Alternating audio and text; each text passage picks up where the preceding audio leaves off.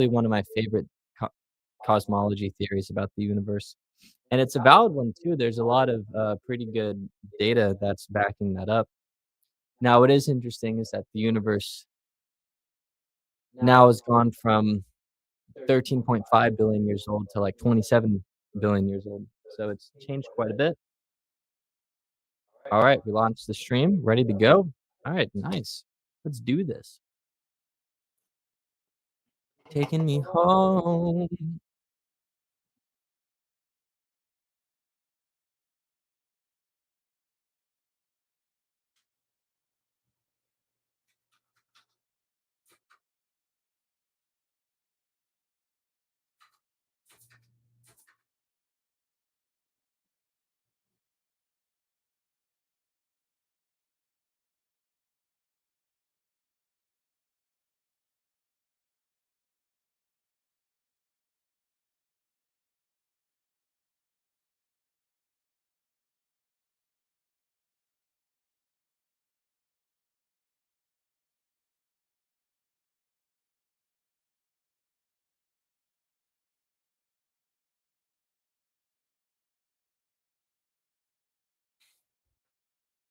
Taking me slow, taking me home.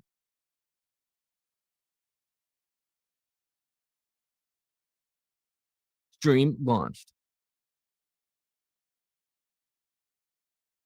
Favorite cosmology theories about the universe, and it's about them too. There's a lot of pretty good data that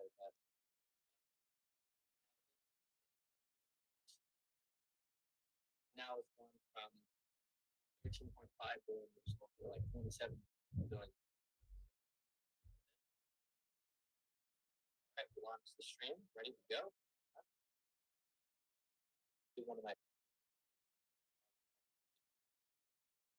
One of the best. There's a lot of pretty good data that's backing that up.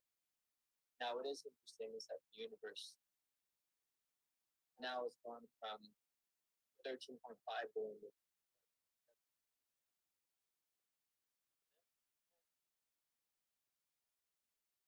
There's me watching the stream. Wonderful. Okay. Launch the stream. We're going. We're going live, baby. Data Wave live. I'm gonna try my best to be as close as possible so I can talk a little quieter and then potentially we won't hear too much reverberation. That's what I'm hoping for. Now we'll see how this goes.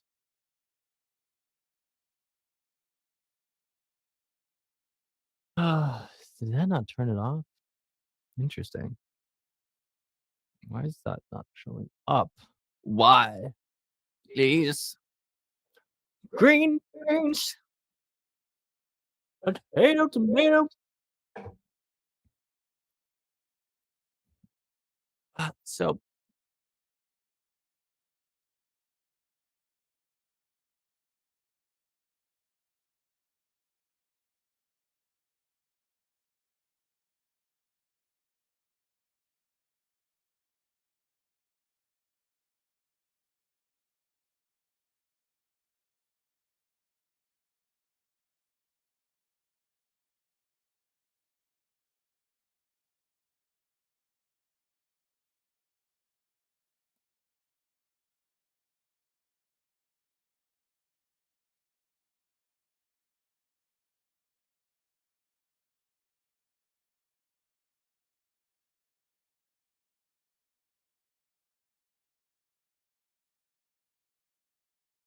call it the fly.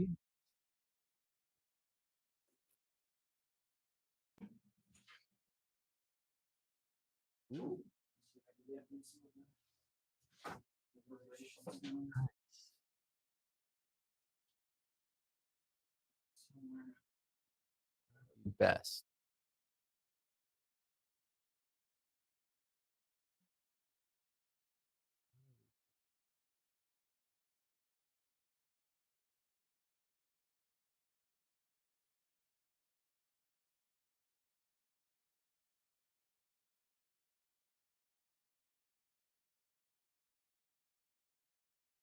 Testing.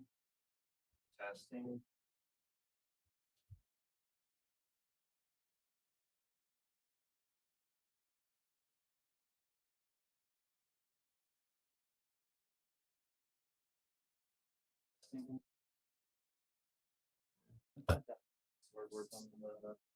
Yeah, probably. There. Mhm. I think so, yeah. It's on the shot at all.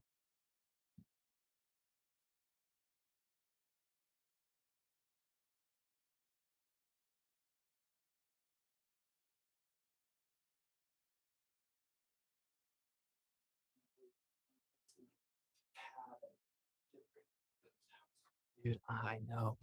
Oh, jeez. It's gonna be pretty nice.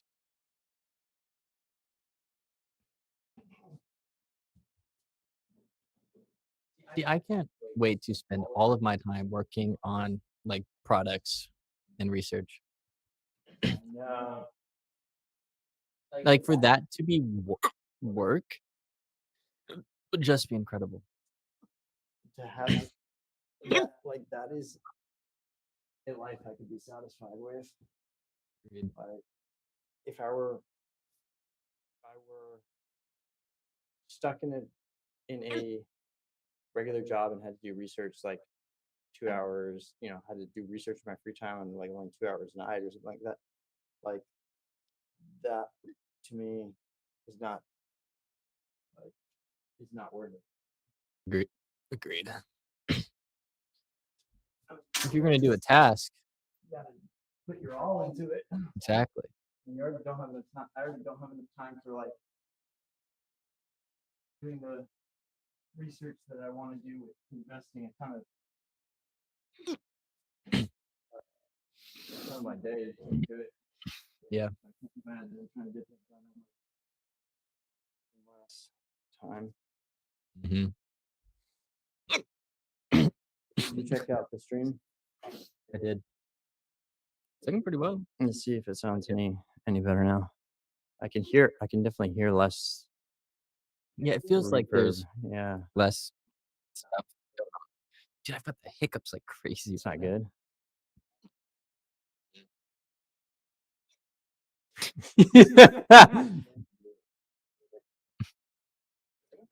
Let's see if it sounds any better now. I can definitely hear less. Yeah, it feels like there's less stuff going on. Dude, I've got the hiccups like crazy. It's not good.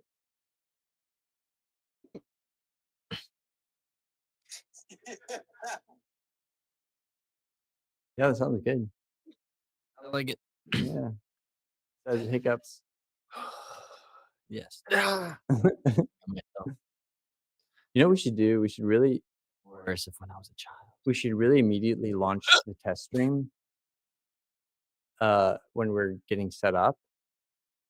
And then as we connect our cameras, like our cameras can connect to the test stream and whatnot. That way we can have the footage from our test stream as our behind the scenes. That's true. I'm down for that. Okie dokie. Well, it looks like we are just about good to go. The one thing that I am going to do here is going to turn on our auto director and make sure that's not causing any CPU problems.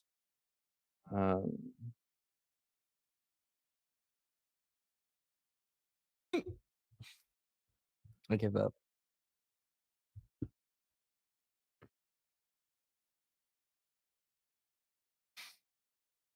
All I can do is wait for this to pass. Go away. No.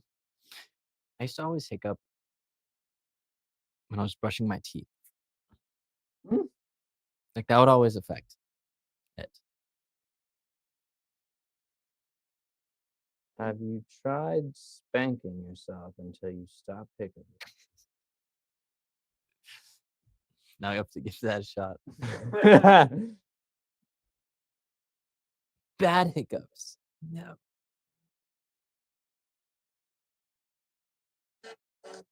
Shut up.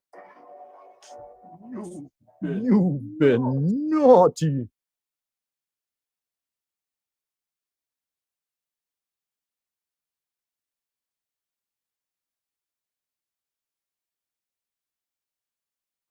Auto director, where are you? Saying auto director, what you do? Do what you do.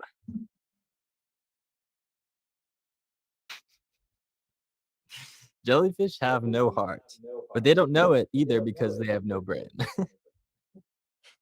Can you believe it? Uh, Jellyfish, jellyfish. you don't know what you don't know. It's true. Put some jelly, Or do you know what you put don't some know? fish, put it on Imagine, a sandwich, yes, delish. if I get one like wish, it'll be to know what I don't know. All the knowledge of the You don't universe. know what you don't know, then how would you know what to know when you don't know it? I become a paradox. Then I become a transdimensional being. This paradox can't exist in this dimension. What makes you think paradoxes can exist in another dimension? It does have to. Just keep going up in dimensions, up and up and up until it can fit.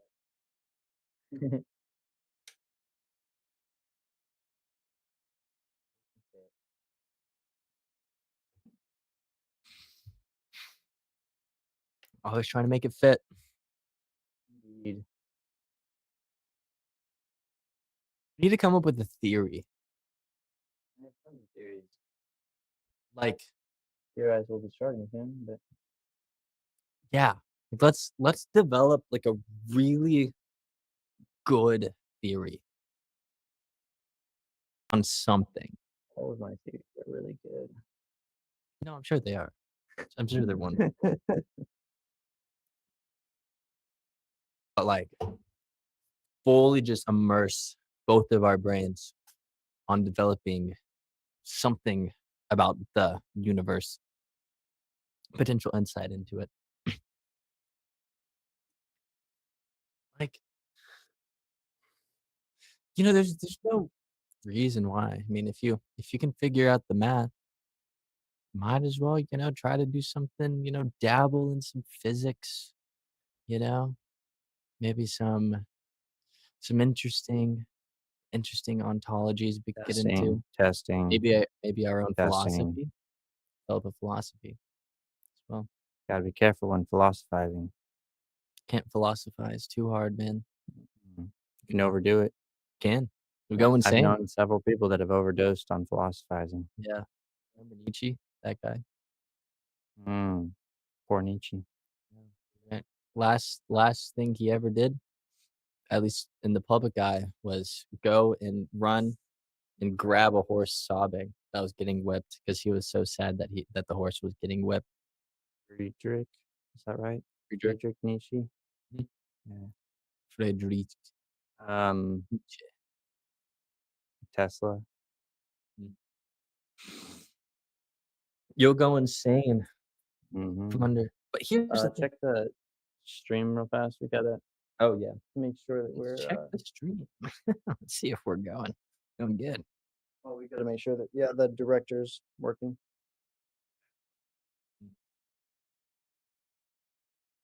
You'll go insane. But here's check the stream. I don't know if it's changing. See.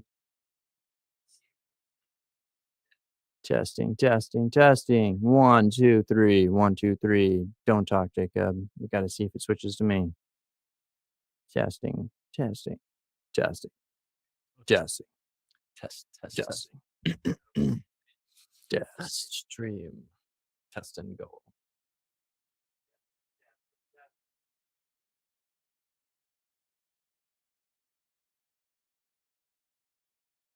It does. We're Does. good. Great.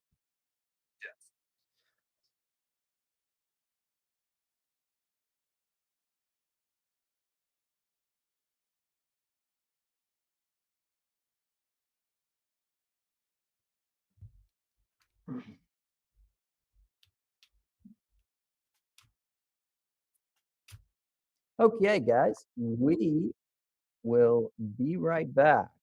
See you in a minute.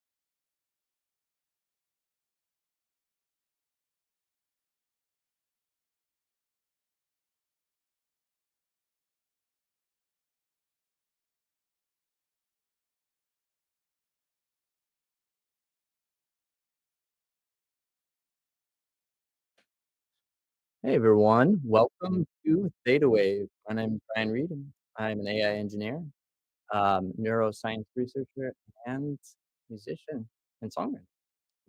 And I'm here with my co-host Jacob Holland, and Jacob is a neuroscience researcher as well as a musician, as well as a singer, as Mhm. well as an actor.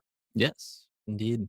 So, Jacob, what have we got going on today? All right, we got a pretty interesting podcast. I think people are gonna like this one. We're gonna be going over gradient descents. Ryan's gonna be going over that a little bit, as well as the new topic of the week is gonna be phenylpiracetam, and we're gonna be talking about its cognitive effects on the brain. And then right now, we are going to be talking about the gut brain axis and how Ooh. those two systems work together in conjunction to regulate pretty much your digestive system. And then how you feel about that, your conscious impression of your gut, which is actually something that we filter out constantly. If we weren't filtering out signals from the gut, we would be feeling a lot because what's interesting about the gut. It's called the enteric nervous system. It's about 100 million neurons that are all working autonomously to form this enteric nervous system that pretty much regulates your production of neurochemicals in the gut as well. Like 80% of our serotonin is made in the gut. And that is obviously something that is going to impact our mood if we're not able to produce that serotonin. And so you'll often And so that's why chocolate is important. and that's why you gotta eat your chocolate, okay? But also, there's such a wide variety of so you have the enteric nervous system, that's like the neurons that are forming these connections that then kind of help form this network to communicate. But then there's also the actual gut microbiota that's this bacteria that is producing hormones, and it's producing the neurotransmitters and chemicals as well. Oh, there we go. Let's see it. It's producing all of the hormones, the neurochemicals that are then going to uh, communicate with the enteric nervous system. And so, with all that to say, how does it Wait, affect can you go back and re-clarify the enteric nervous system for me? the enteric nervous system? Yes. So it's lining the gastrointestinal tract within the gut, and it's around 100 million neurons, and it's pretty much an autonomous system. It's pretty much like a small rudimentary brain that is regulating our digestive functions Okay, so and then sending the that's the signals. independent neurons you're talking Yes, the about. independent neurons that then through the vagus nerve are connecting to the central nervous system. And then I think it's also connecting to no, there's no other system that's important for this. But pretty much it connects to the brainstem and then has secondary connections to another part of the brainstem, and then it connects to a bunch of different parts of the brain, like for example, your prefrontal cortex, your hypothalamus, the pituitary hypothalamic gland is important. That's connected to it, as well as very strong connections to the amygdala. And so you can think of obviously it's going to need to connect to the hypothalamus, right? Because that's where we kind of get that drive for food when we're hungry. The hypothalamus is dealing with that. And then that's going to send the signals saying, hey, let's go get food. So that intention to go get food is being derived from the microbiota interactions in your gut that then send the signals all the way up to your hypothalamus and say, hey, it's time to get food. And then your other brain Mm. systems then figure out how to control that. You know, one of the best relationships in networks that I've seen that communicate and work well together is the gut and the brain. Nothing else works as altruistic as they do. They Mm. pretty much mind their own business with each other. They're like, okay, if it's important, I'll send a signal to you. If it's important, I'll send a signal to you, let you know what's happening on like a big basis. But besides that, they're not really doing anything with each other. They're not in close quarter kind of combat that are like It's almost fighting and figuring out like each a other. like a partner business. Mhm. It's like we communicate when we need to about stuff and keep the important overlap functions, running. Yeah. But It's like the 2 allied nations, mm, pretty much. They're saying, "Hey, we need more of this," or, "Hey, you need to do this," you know? Or, "Hey, we're under attack. Please help us figure this thing out," you know? or hey, why are you attacking me? Exactly. It's like, "Hey, when you went to get food, why did you get something poisonous? This is not good for me, and so we're going to send these signals of intense displeasure," right? Yeah, That's why we have that churning, that "ugh" feeling in our gut when we eat something bad. Obviously, it's gonna wanna send a negative association with stuff that is going to affect the, uh, the efficiency of the microbiota system, you interesting. know? Yeah, And so, it's this is why gut brain specialists are saying that health is so, so important for cognitive gut health, health.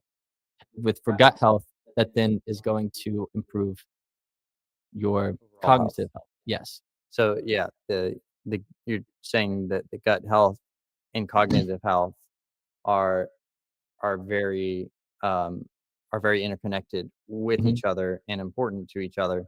And Yes. without those two health kind of Mhm. structures in place and functioning properly, it affects the rest of your body's Yeah. health. And so, starting at those two places is Mhm.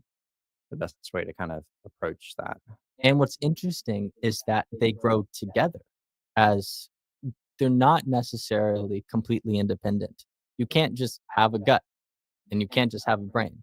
They have to both exist in the organism in order for it to function and survive.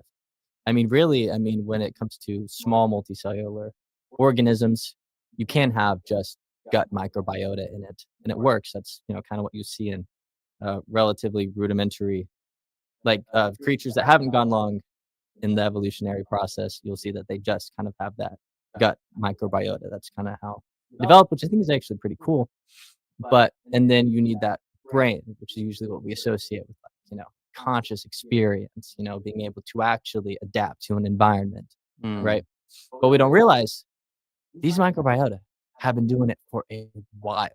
They're actually the main characters here. Our brain is not the main character. They came first, they established this system for themselves, and then continued to let the rest of the organism develop as necessary, you know? mhm. And so and the gut really only cares about its own survival.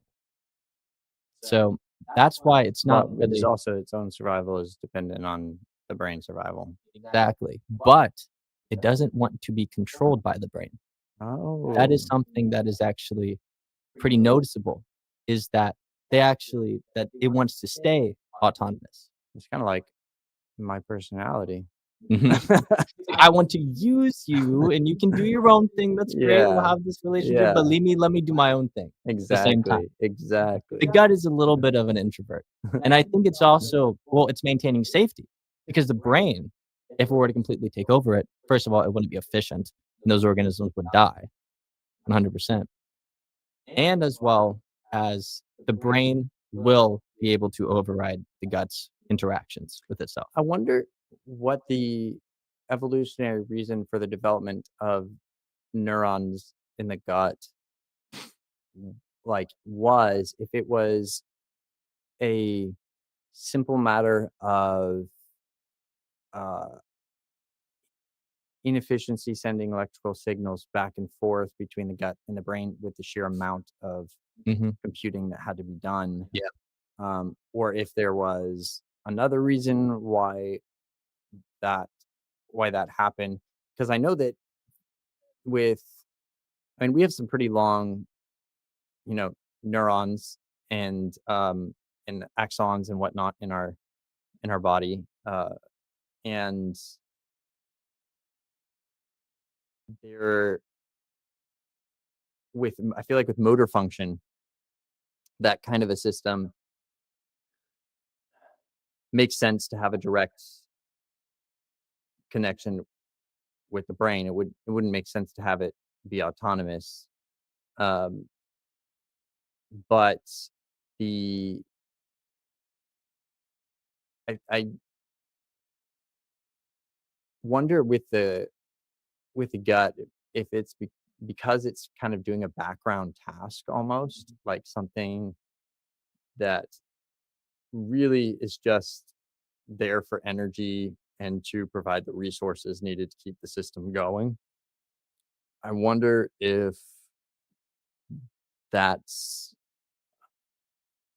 the reason why it can kind of have its own um, decision making system. Well, it mainly, I think, used primarily for just having an ability for their sense functions, so, like, sensory perception of their interactions within the gut, because that's the majority of the neurons within the gut are being used to modulate and regulate all of the inner workings within the gastrointestinal tract. And then you have, I think, more specific neurons that are then connected to the brain.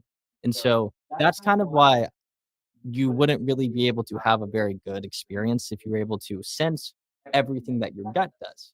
Because oh, that's actually a really interesting topic that I can kind of talk about. So the there you will find people with more sensitive perception to the inner workings of the gut. Like you'll find people who are like really noticed who really notice their gut's pain.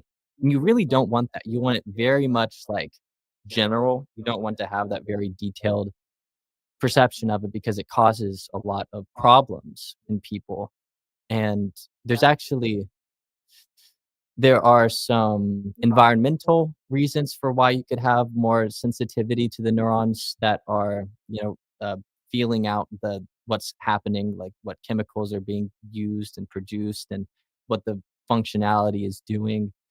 There are certain environmental factors that can play in that, and that'll cause you to be a little more stressed, a little more emotional about things due to that heightened sensitivity, because the majority of the signals that are going to the brain are going to directly reflect your states. And usually, the majority of people have very bad diets who aren't very uh, holistic in their approach in life. And so they end up, having a lot of problems, both like psychological and as well as physiological problems. And so you have this interesting relationship with the gut and the brain that's saying, okay, your environmental information that you get processed in your brain that then gets sent to your gut is then going to affect how your gut sends signals to the brain. That seems to be kind of the main factor. Like if you ask a gut brain like expert who's like really doing this, they will say that we don't really care about the specifics. We'll first ask like how were you treated as a child? Do you have good, bad experiences as a child? And then they'll dive into that a little bit and they'll get the environmental, more psychological factors that will then able to calculate the how likely their systems within their guts are working. And they're doing that and they say it's very effective. Like it's a very effective approach because it tells them exactly the emotional impact that the gut has been dealing with. And so it's a very interesting process to say the least. It's what's nice is that it really is all about, like you said, processing that energy, trying to do Hmm. that as efficiently as possible and work with whatever's necessary, but still maintain its autonomy. That's the goal. Hmm. It's a foreign environment. It has its own walls, its own things, but with small roads of connection so that it can stay alive, Yeah. you know? So it's important and we need to listen to it, you know? Have our probiotics and yeah, enjoy. Have you ever had a um, probiotic yogurt or drink that just makes your stomach feel really satisfied? Mhm. That's your gut being like, "You did the right thing. You gave me Hmm. what I wanted." Doesn't always happen. Like I've had drinks, probiotic drinks before that haven't done that. And in fact, the majority of them don't regularly do that. But there are some that have tried Yeah, that consistently give that really just mhm, leveled, and satisfied it's feeling. probably because those specific probiotics are what you needed, like, you'll Mhm. get different effects from different foods, like, they're for, like a grain versus, like, a green vegetable. Those are going to produce different, uh, chemicals in your gut, Mhm. and so depending on the levels and depending on which probiotics you use, it's going to have varying effects, which seems to be the case on your end, which is pretty cool, but Do you, real fast, just checking in, do you have the stream up on your computer so we can make sure that things are not I can bring it up on my phone. I just if one of our cameras or something cuts out, I wanna know. Oh, yeah, that's true. Alright, it's up. It Perfect. seems to be going well. Awesome. Yeah, no, that's really interesting. The I think probably the question doesn't even occur to most people of why how is there that sensory link? Yeah. Because if you think about it, there is, like, it's not just about the taste senses, and it's not just about, how something smells or whether or not it gave you enough energy. There is another element there to it of Mhm. satisfaction, settlement, optimization, and, whether or not your system is purring like a kitten Yeah. or if it's, you know, bubbling like a truck that's been given the wrong kind of gas. Mhm. Yeah, pretty much. You know, we are our biology is set up to be a global network, right? Many systems that for all intents and purposes should be autonomous work together to create something more, right? And so you have everyone what I think is interesting and I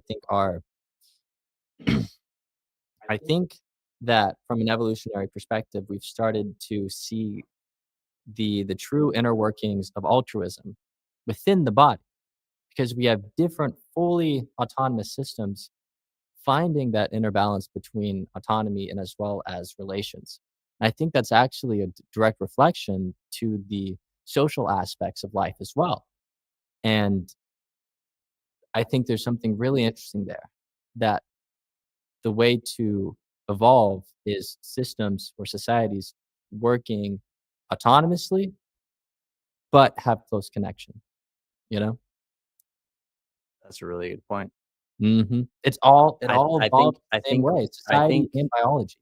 yeah, I think no matter what system you're talking about, they could all take a hint from Gut brain our axis. gut brain axis and, you know, learn to allow things that can be self-regulated to be self-regulated and allow things to control the systems in which they have the most existence and the most Mhm. experience. Yep. Yeah, that's a really good point. Mhm. Um,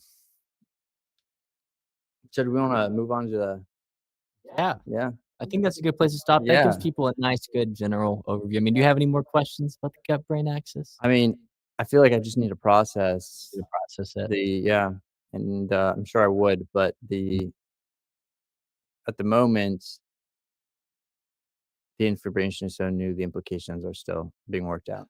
Mhm. I mean, I knew the gut brain axis had uh, was there, and I knew like the serotonin production and all that stuff. But to be honest, I didn't really think about a Yeah. whole lot of the mechanics of the neurons that are in there and how and why. Mhm. Yeah. So that is interesting. Um, So the speaking of mechanics, Mechanics. we are going to be today for our machine learning topic. We are going to Oh, be delving into some of the nit and gritty mechanics of machine learning and at least modern machine learning, current machine learning, and how it works and why it works.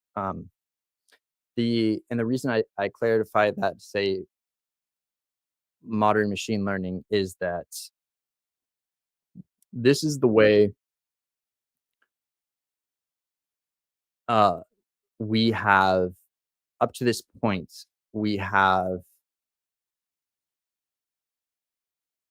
developed these machine learning applications and algorithms to work.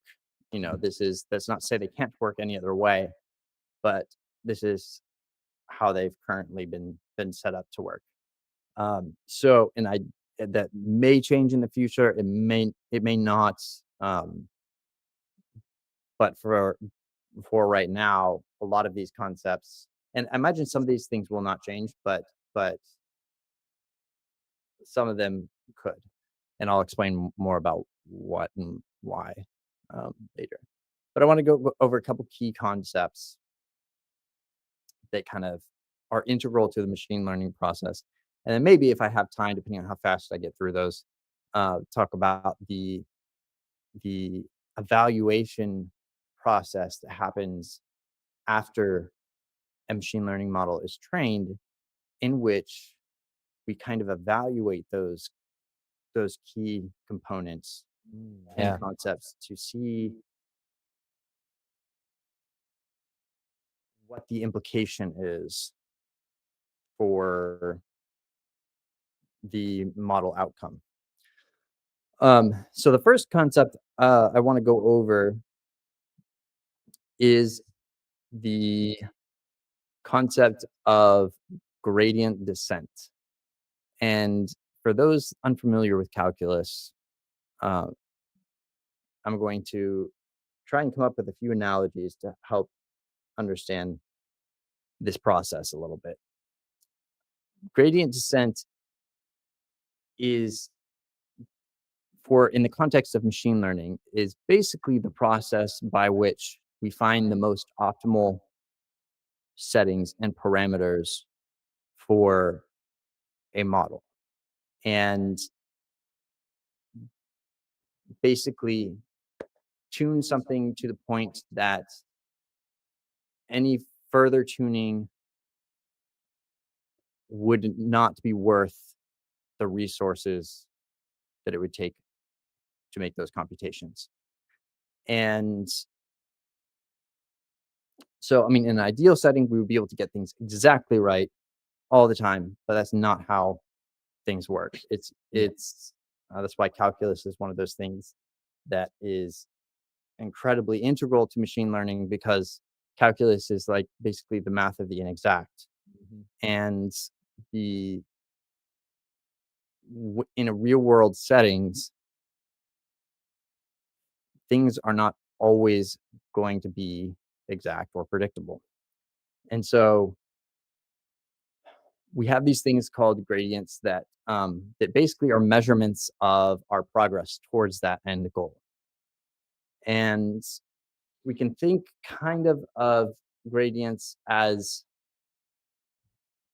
gradient descent is kind of like if you were a skier Mm, on a okay. slope, and in the middle of this basin, right? You've got like slopes that lead down to this basin area, and there's a cabin right down in there at the bottom of the lodge that you get your skis from or whatever. And there's like all sides of the basin kind of lead down that way, but in different ways. But there's a trick here. You're not just skiing down the slopes, you're also blindfolded. Oh, that's that's a little more dangerous, A little but bit more. And so you have to try and find the most efficient way to the bottom and most the safest way to the bottom, and the most efficient way to the bottom without knowing where that is and where necessarily you are. Mm. And so what you do is you take it by feel and by context of where you've been, and you start making adjustments. Like I go over here, and over Mhm. here is a little easier. Like it feels a little smoother. Okay, so it's smoother over here. So maybe I adjust a little to the left, and now I'm going down there faster, and so I'm getting Yeah. to the bottom faster. And so Mm. you start making these adjustments, and um, kind of adjusting your weight on the skis, so to speak, left or right, and that is essentially the adjustment of the weights. That's a big bug. Ow. Okay. Um, sorry, there's a bug that just flew over our heads. Uh, that's the adjustment of the weights in the neuron as we try and optimize this thing. And so we have these algorithms that are called optimizers. And these optimizers basically use the information about how wrong we are in a prediction in order to make adjustments in our trajectory Mm. and in order to try and optimize our gradient descent, how fast we're getting to the bottom of that basin and how smooth we're getting down there.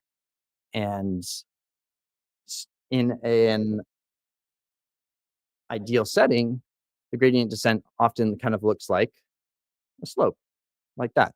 It comes down, and then once Yeah. it kind of gets really near the bottom, it it starts kind of teetering off, and then you start seeing like kind of a diminishing Return. decrease as it Yeah. approaches that end point, or that optimized point. Mhm. Um, and so that's kind of how the gradient just sorry, accidentally turned off my camera there. Um, the gradient descent is determined often by the optimizer, which uses the information obtained from our loss functions in order to make those adjustment decisions. So a loss function is basically kind of like it's like your error rate determiner. It determines your error, and there's reasons why it's called a loss function and not error rate because it's not always error that we're measuring. But the it's essentially is kind of like an error rate, Yeah. and so you can also think, in case that's not understood, and isn't clear for everybody, you can also think of it kind of like tuning a guitar. If you have a guitar string and it's out of tune, you might know that you might be able to tell that it's undertuned, right? You can tell it's underneath the note that it's supposed to be. So you make an adjustment, and the try to get as close to that correct note as you can. You reference it. You might have gone over, you might be under, but based off of that reference again, you make another adjustment. Mm. Play it again, see, make another adjustment. Like that's kind of essentially what we're doing there. Until you get it as close as you can to the point that it's almost, kind of unperceptible for the purposes of whatever you're tuning it for. Mhm. And so does that all make sense? Makes sense for the most part. Okay. Yeah, I think so. I think I understand its usage. Before I move on, do you have any questions about that one? Um, I will to continue. Okay. Yes, because it's one of those things where the implications aren't quite clear, but I see its function the within building a model. Sure. The goal of our gradients is to, and by the way, I should clarify and say, just for the sake of accuracy, gradients in the context of modern machine learning are also a history of past things that you have done. Um, so it's keeping track of the steps that have been taken. Um, and gradient descent or optimization is that tuning of those parameters. And so our goal is often to tune those parameters that adjust the weights, in the model. So tune the weights in the model in order to achieve the optimal settings as quickly as possible. So we use less computational resources. Mm, And so imagine that you have, take that skiing analogy, and imagine that you have 100 different skiers on that slope that are all randomly positioned on the edges of the slope, and all are tasked with going down and finding mm. that optimal route. Now, if let's say they simulate this over and over again, like, oh no, we crashed here. Let's figure this out, fine tune it a little bit. And so you have now this fine tuned pattern of even these 100 skiers going down multiple paths. After that is done, how does that then transfer into the actual like execution of its usage? Yeah, So, so that's a great question, and also leads well into the next topic. oh, Um, nice. so imagine that once those skiers have all found their optimal paths. Now imagine that the angle at which they approach the lodge results in a number, okay? And the time, I guess, that it took to get there, but just for now, just imagine that the angle at which they approach the lodge results in a number. Mm, Now imagine those 100 skiers all have their numbers, right? They imagine that gets put into a square matrix. So you have okay. a column and rows of each skier's, maybe their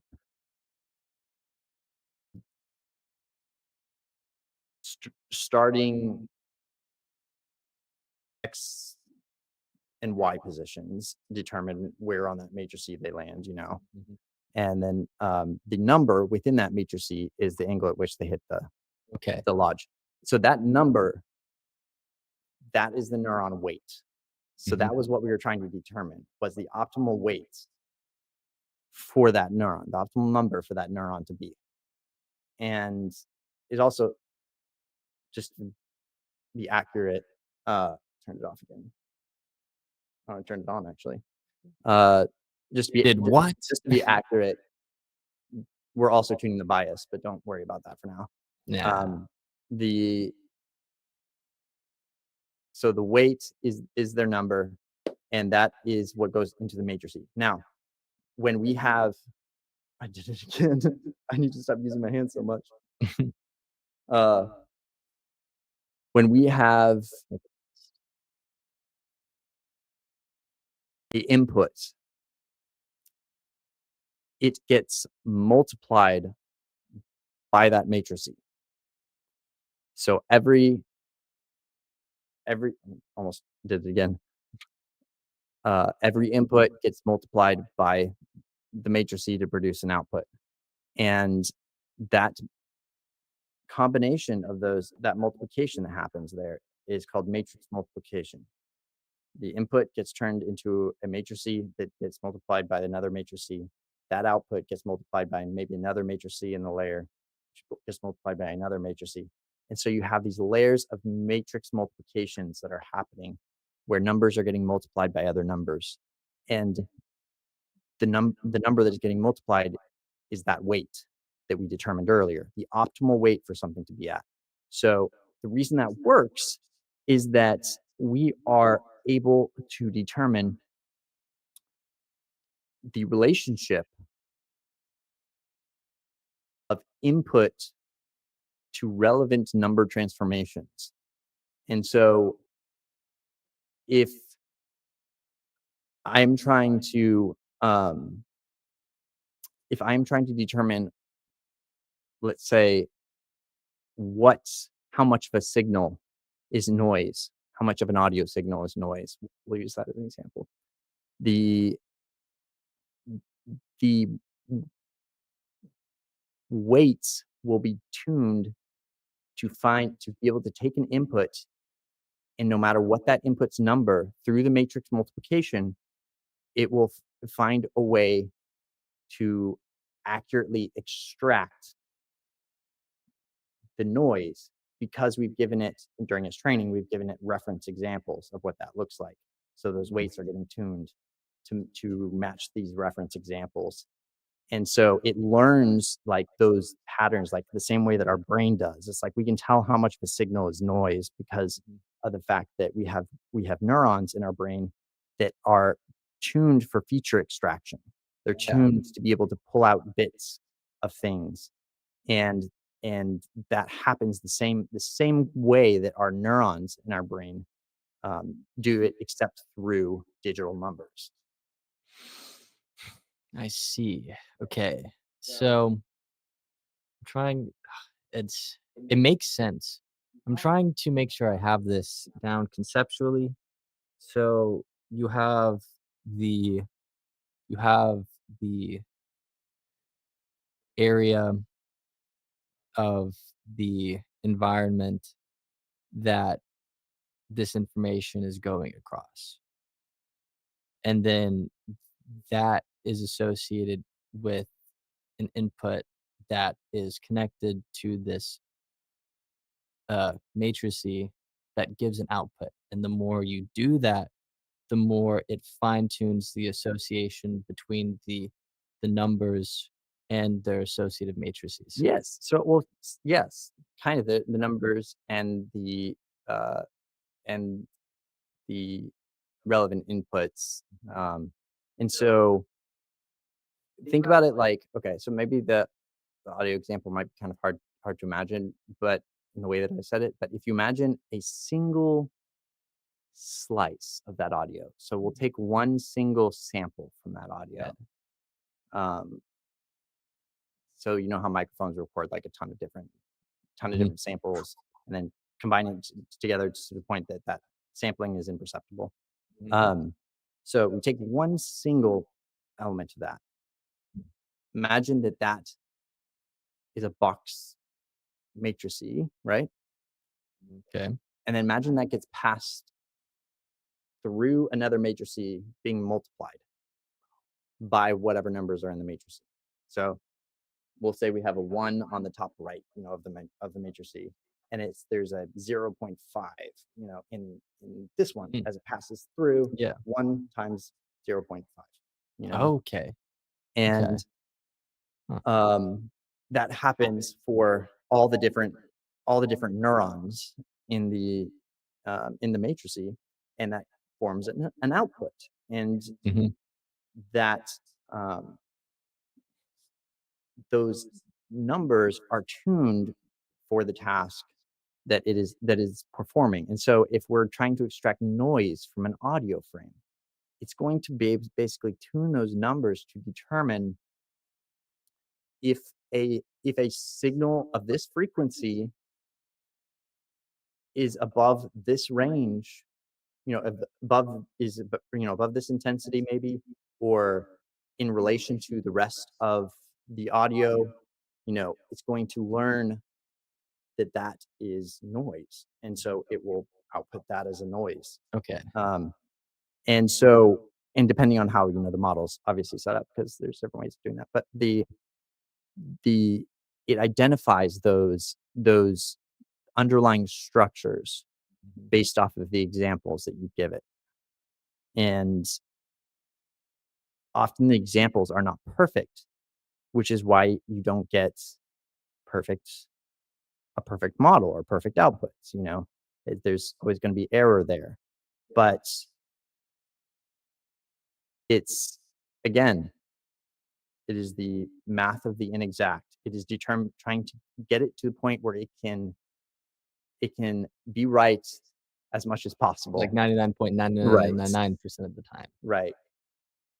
And so that's the underlying mechanics of how those things work. And generally speaking, no matter what deep learning model you're talking about, there is some form of that going on underneath. Mhm. And um, there are, kernels, for example, are often used for a concept that is used for image handling images, because images are basically three layers of matrices, because you have your Mm, red, your blues, and your greens, right? Um, and so you have a three-layer matrices. So kernels are built to handle those different layers mhm. and of the input. And um, So the output of the matrix multiplication does what? What information does it give to then understand what to do from then? so that's where kind of the loss function comes in, because Yeah. we multiply it through the network. First, we randomly initialize. Most of the time, we randomly initialize the weights. Mhm. So we'll just put random weights in there at the beginning. We will multiply it through until we get our output, and then we will figure out how far off our output is from our target output. Okay. So our goal output. And is that goal output also matricy? Yeah, well, yeah, it's essentially, this is actually a really good transition point. Thank you for that. Oh, you're welcome. Transition point into tensors, Okay. which tensors are basically you can imagine them like a list. So a list of numbers. Okay. We've got, Okay. we'll say 0, 1, 2, 3, 4, 5. Just let's say that is a one dimensional tensor. Now, what that means is that there is only one list there. And now, if you have a two-dimensional tensor, that would be a list of lists. Okay. So we might have, within a two-dimensional tensor, we might have one list that says 1, 2, 3, 4, 5, and another one that says 6, 7, 8, 9, 10. But they have to match in their lengths. They have to be the same length. And um, And if it's not the same length, is that just a different tensor? no, they can't, because of the mechanics of the underlying function of how they work in relation to computer memory. Mhm. They can't be different lengths. Okay. They have to be, and it's part of the reason is for things like matrix multiplication. We need them to be the same length in order to be able to do that. Yeah, And that makes sense because the information at that point is just and more. the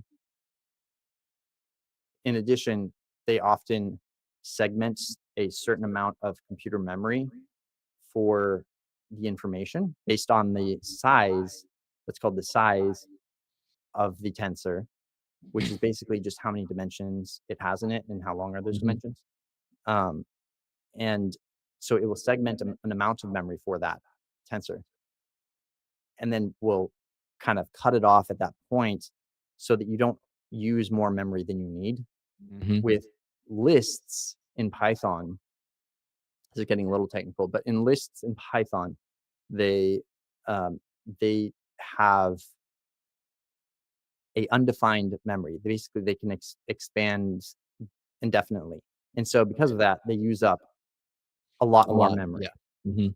and aren't as efficient. And tensors need to be efficient. And so anyway, the you have a one-dimensional tensor, which is just one long list. Two-dimensional tensor, which is a list of lists. Three-dimensional tensor, list of lists of lists, Mhm. and so on. And the And all of them have to be the same length. What does a one-dimensional tensor well, they do have to be the differently than a same. They have second to have the dimension? same length. They don't have to be the same height. And so, Okay. if we imagine our lists on top of each other, all those lists that have numbers have to be the same length. Mhm.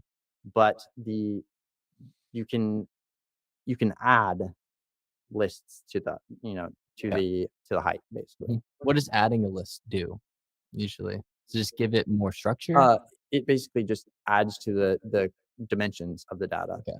Yeah, Mhm. So you can just do more with it or it adds usually? to the length of like the vertical dimension of the data, so you can add more in there. But Add more. yeah, Okay. So does that make it then more general or no, more it specific? just means that that the making sure what I said was right. Hold on a second.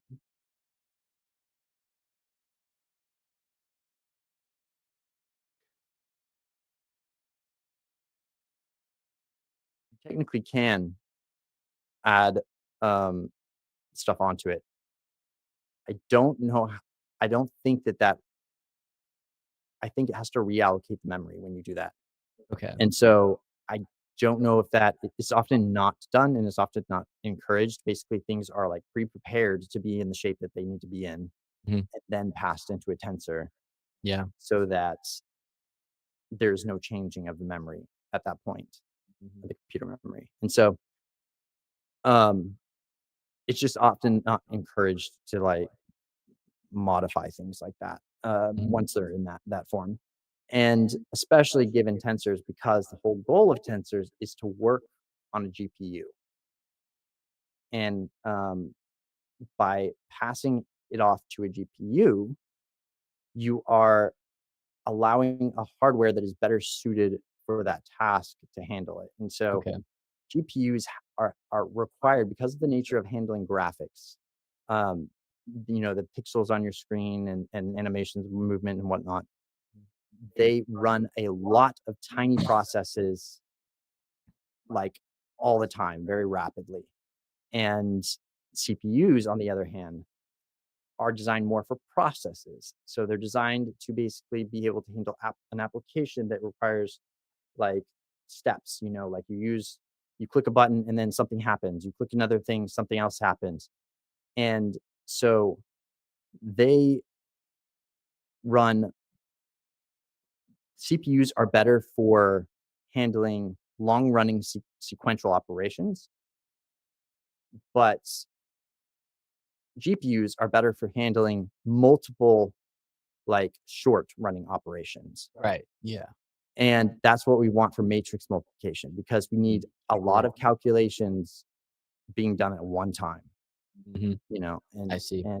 so tensors basically are are designed to be offloaded onto hardware and so that you can use basically do the kind of operation that is optimal for that hardware on it.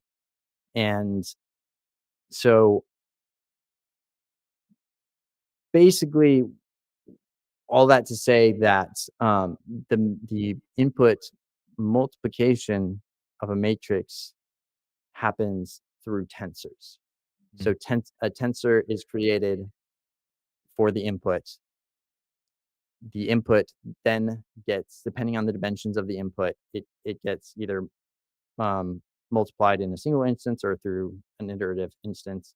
It's multiplied through that matrix, and the matrix itself is also kind of like a tensor. It's technically a matrix, but it's the same concept as a tensor. Mhm. Okay.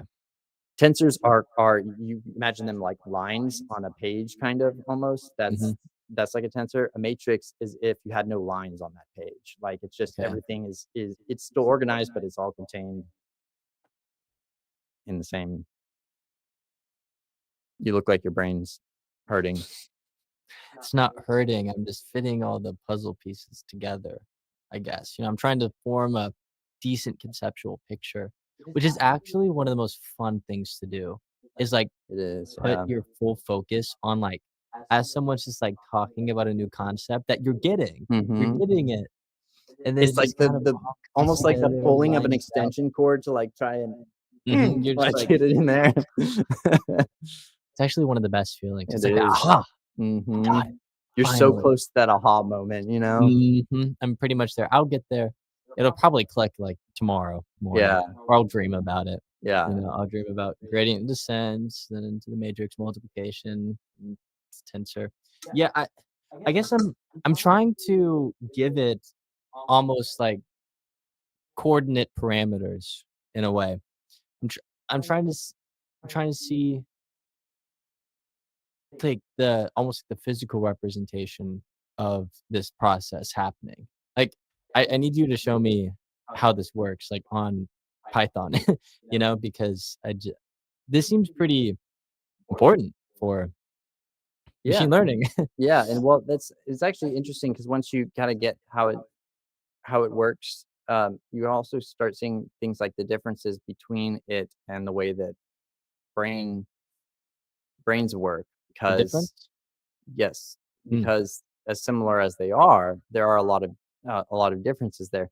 One of which is the fact um, that neurons in our brains don't quite work like matrices in that restricted yeah, fashion. We create matrices because they're more efficient for our hardware, and it kind of makes sense when you think about it. Like at any given step, imagine like a signal hitting a neuron, right? And there's several axons that are connected to synapses that are connected to other neurons. So that signal then like branches off, right, mhm, to get to those other synapses. And once it hits that synapse, that layer right there at that synapse for all those next steps, that is the matrix. So it's imagining the synapses of a connection between neurons as a matrix. okay, okay, I see. So all the connections where that signal is might next hit is a matrix. It's put into a matrix. So it's this connection to this connection. That's why it's an XY matrix. Okay. We have this neuron connecting to this neuron, and this is the weight of that synapse. Yeah, what's the neural representation of the tensor? Wonder what that Uh, is. the tensor would be the flow, like the electrical signal, probably. Okay. Yeah. Yeah. So the electrical signal is getting transformed Yeah, as I it guess runs through so. the network. So it'd That be would a be. representation of the conglomerate electrical signals Mhm. that are being run through the network.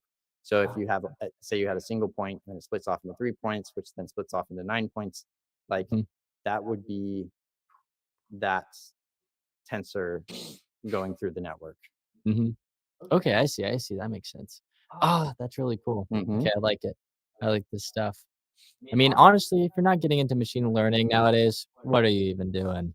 I mean, seriously, Well, all I the mean, job opportunities are there. if you're able to find satisfaction elsewhere, I would recommend possibly pursuing that because the machine learning field right now is very competitive and is very there's a lot of people that are trying to get into it and a lot of people that are trying to push it in different directions and Everyone's got an agenda, right. you know? They wanna do that, which is fair, you know? Yeah. I'm That's, a one of the things I would like to and one of the things I'm currently working on. I don't think I'm going to make much progress, though, until I'm able to actually afford a team of developers, but one of the things I've kind of been working on off and on is a, machine learning library that more closely resembles the human brain, oh, yeah.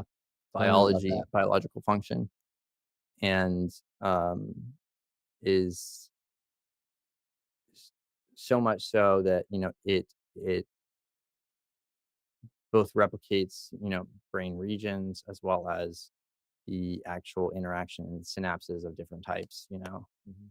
um, and kind of exploring that as a possible different architectural Yeah, approach to machine learning be that cool. is more suited for things like CPUs rather than GPUs. Mm, Um, yeah, that would pretty much flip the AI market at that point. yeah, and well, what's nice is that it's a lot more resource efficient and allows only um, the resources that are needed to be run. See, I would definitely very much like to work with you on that because being able to computationally model the brain, that is fascinating. Hmm. It would, I mean, just the thought of doing something like that just seems crazy, absolutely Well, crazy. what's crazy is the seeing the successful steps toward that you make. It's almost like another version of those aha moments you're Mm, talking about when you finally successfully computationally replicate something, or map it. The that moment's like, I got it right. and what would be interesting is being able to computationally model your own brain, Sorry, I was not laughing. I was coughing. coughing. Wouldn't Um, that be interesting? You know? And I bring that up simply because I've been watching this show, Pantheon, on Netflix, that's about uploaded intelligence, mm, where you pretty much take a completely digital copy of your brain and put it on a file and then run on a server. And you now exist in a virtual world. There's a virtual copy exactly of you. mm. And then it kind So of it's like explores that world, which is interesting. Amazon Prime's Upload TV series. Yeah, I would say. Like, uploads people's brains, uh, to a cloud server that can then be run when they die. Yeah, exactly. Which it's like, well, is that really you? It's like, well, it's Is there a difference? is there a difference? You know? Like, is the you that is experiencing this body die? Yes, but the digital you will exist. True, yeah, But you don't get to and experience it, which is I kinda feel like a sad. lot of it has to do with how much identity people associate with their body. Yeah. There's a lot of people Well, and their brain, their physical brain as well. there's a lot of people that, like, have a lot of their kind of identity feels like it's founded in their body. Most of the time you see that people like, uh, more of the thinkers, like uh, uh, philosophers, uh, oftentimes they are more comfortable with the idea of being separated from their body Yeah. because they find more identity in their brain and their thought processes. That is actually a really good point because I've noticed that as I've gotten, because I think philosophers are very trait open to experience as well. And Mhm. so if they can explore different avenues, especially one they're comfortable with Yeah. in an exponential way, they're gonna wanna do that. Yeah. So they're gonna obviously want to digitally upload their intelligence so they can continuously expand their experience and knowledge Yeah. of reality at that Like, point. for thinkers, everything is like, "Oh, that would make a fascinating research paper." Like, Yeah, you know? seriously. And I remember back when I was younger, I used to be uncomfortable with that idea too. Like Mm, I wasn't always comfortable with it. yeah. I do remember occasionally considering it when I was younger. Like, what would that be like to uh, have your brain separated from your body, you know? Mm, Um, would be interesting. and the I remember initially not liking the idea, but as I've gotten older and as I've started kind of settling more into my personality and thought process and becoming comfortable with my thought processes, that idea of existing in that way, if necessary, doesn't seem so bad. Oh, yeah, I would agree. It's, I think it would feel great, honestly, because if we Like, you know how much back pain I deal with every day that distracts me? Like, geez, dude, tell me about it. If I could just exist as my research, as, that's you know, my brain. as researching itself, we are one and the same. Are you kidding me? And That sounds thus, great. the brain in the jar was born. Yeah.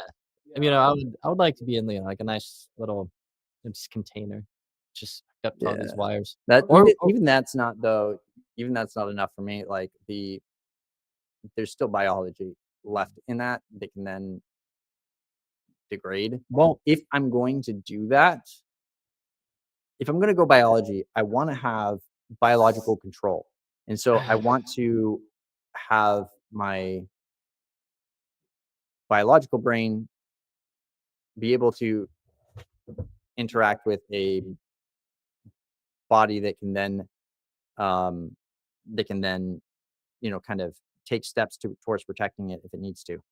And but if I am if I was purely digital, if I was a digital brain,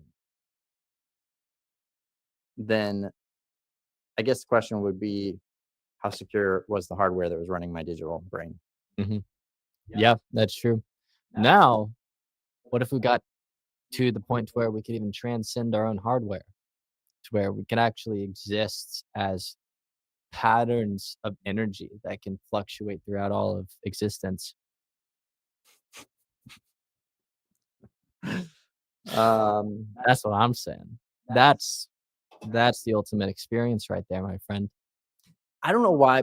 I just found that concept the most unrealistic thing that has ever Ah, come out of people's brain holes. come on. Like It could energy work. in and of itself, like has no means by which to have a consciousness or create a consciousness. Like, and obviously Well, there's the fact of like, okay, well, we don't know what we don't know, but based on what we do know, like the energy has no means by doing that.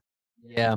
Well, you're right. We couldn't the you're right, even if we were to live as energy, the hardware needed to structure that would still have to exist. I guess Exactly. we can't oh, okay, I guess we can't transcend our hardware, but maybe our current ones, where they look completely different as Yeah. if I mean, it well, who knows?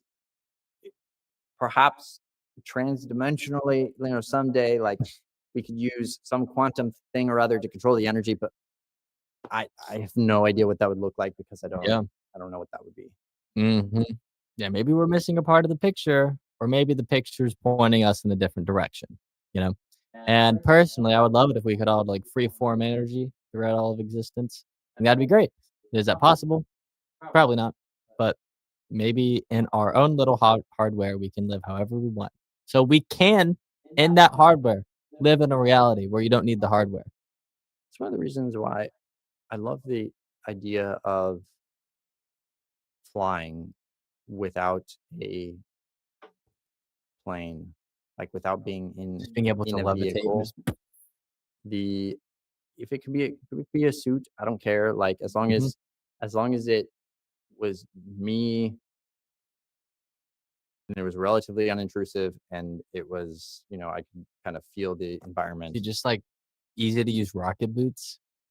Yeah, like in Mr. Incredible. Yeah, What is that yeah, guy? exactly. Uh, Uh, shoot, what's his name? it The the you caught me monologuing. yeah, like the kid. Uh, boy, I don't even I feel remember, like it starts but with an S. is it Superboy? No, Yeah, not that. And I guess it's fine. You were my everything. I respected you. Not anymore. that's that's such a good movie. I know. Did they make an Incredibles 2? They did. Did they? They made Incredibles 2 Yeah, and they did. 3. Oh, Yeah, they made a lot of Incredibles. So I think they're done now. I don't know if I saw Incredibles 2, and I know for sure I didn't see Incredibles 3. 3rd one's actually really good. Is it? Yeah, I really like it. 2nd one's also alright. Or wait, no, there's only 2. Okay. There's only 2. Yeah, never mind. I was for some reason, I was thinking that there was a 2nd, but no, they it was like 15 years later that Hmm. the 2nd one came out. They waited a long time, Took their sweet but time. it Have was you great. seen please tell me. You've seen Interstellar, right? Oh, yes, definitely. Oh, that movie. Though I actually, if you asked me that 6 months ago, I would have said no. I watched it Oh, for the first time very recently. that's right. So did my little brother. He hadn't seen it. It's a really good It movie. is one of my favorite movies. It's one of the most powerful, well done Mhm. movies I think I've ever seen. And just because of like the if you take pieces of it individually, it doesn't always work. But it is it because of its composition as a whole, every single moment of it like works. Mhm. So if you think about like how slow the story is on its own, that might seem like normally in a lot of movies that would seem like a drag, Yeah. kind of that kind of slow paced story. However, they're so good at building tension in that movie, whether it be through the music or the cinematography. Like they are so good at building that tension, and um, that's those moments don't feel slow. They feel like an excruciating, like a waiting of the outcome to all of your questions. Mhm. It's like the Yeah. moment before the release, or like uh kind of the tension right before the Yeah. resolution of a um of a conflict or something. Just very, very Yeah. well done. It very It builds. pleasantly builds Mhm. itself and cycles through feelings. Yeah, Interstellar was definitely eh I mean, I think it inspired a whole generation of people to be interested in science Astrophysics, and in yeah. astrophysics. It inspired me. I will say, did you ever watch Spaceman? I don't think so. The spider in outer space, and he had wife problems. It was great. It was gen that movie was moving. It was incredible. It's with Adam Sandler, Mm, and but it's one of his serious roles. mm. He's actually a pretty good, like, serious actor. That that movie was incredible. The first time I watched it, I shed a tear. I was just like, "It's beautiful." I'm not ashamed to say in Interstellar, I bawl my eyes out. Like, I will go full on, like, ugly sniffle, Mhm. like trying to hold it in, but no, no, I'm not gonna be successful. At the end, when it was all coming together, I will say I got a little emotional too. It I was will say. the one of the biggest parts. Okay, so, I mean, obviously, one of the parts that gets most people emotional is the very end, kind of when he's Yeah. with his daughter and whatnot, and spoiler alert, the when he when he comes back and she's, older. Um, but the part that really gets me is actually when he gets back from his time on the planet and he reads or he watches his video messages of his children aging over the years, like seeing them That was grow pretty up through intense. video messages and having to like sit there and watch years go by contained within those messages and hear what was happening with their lives and knowing he missed all of that, Seeing, one of the famous gifs of Matthew McConaughey is going like, Mhm. it's iconic, I will say. Yeah, I forgot about that one. That hit pretty hard as well, because it's such what's crazy is all of that is kind of realistic, you know? It's like hinting at an actually real experience that can happen in the future, Yeah, it's like you if know? you were to actually mess with that stuff, Yeah, that's it does a what would really happen. good job representing it, you And know? people, often like to think about time travel and whatnot, but in the way that it would actually seem to work in reality, there is no going back. And you would have to be okay with a one-way forward trip that would leave you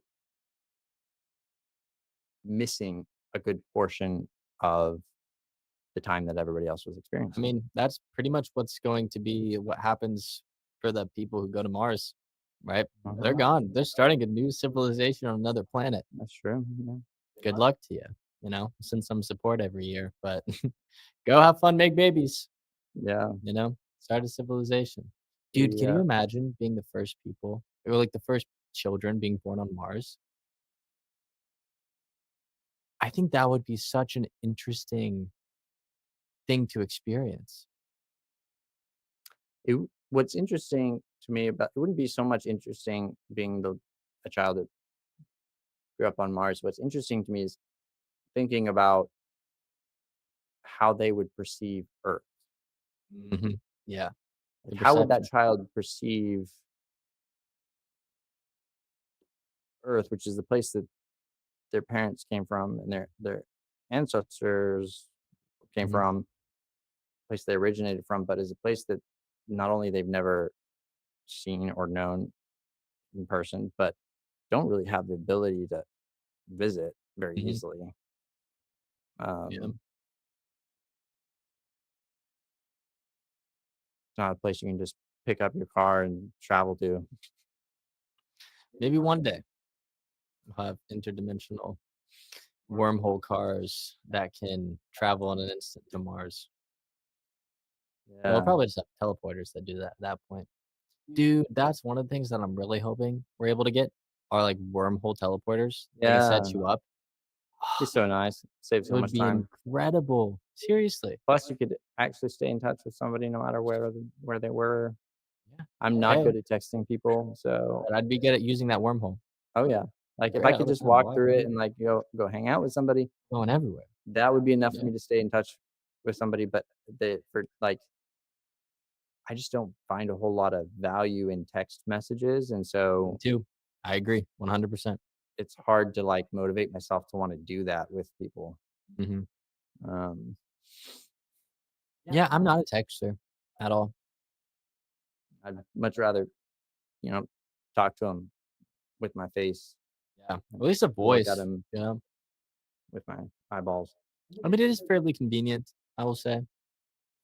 Like, if I see someone call me and I forgot to respond or, like, I was doing something, I'd be like, "Oh, okay, whatever." But if they leave a text, I'll be like, "Oh, okay, I'll no, respond to that?" Mhm. Like, I'm not gonna return a call. That's What's just even dumb. worse is, like, for me, sometimes I don't even like looking at texts because it distracts me from whatever I'm You thinking can't get about, out of the flow state, and you so gotta I put stay my in it. phone Stay.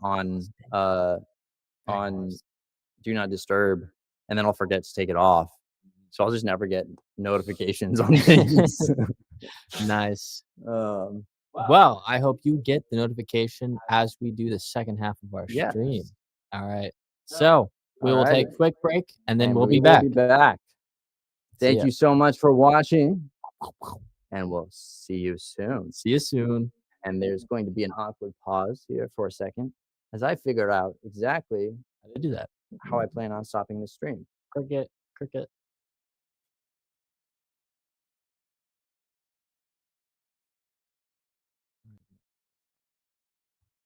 Whoa.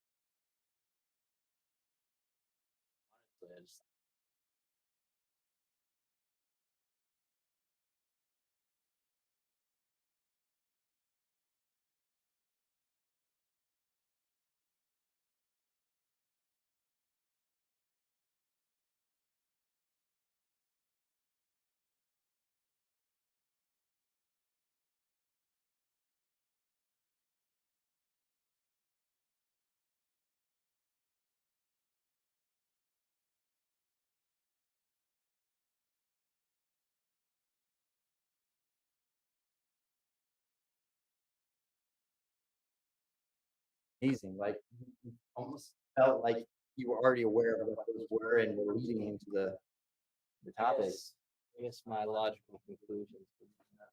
Yes. Well, I mean, it really demonstrated that you kind of got where that stuff was going. Yeah.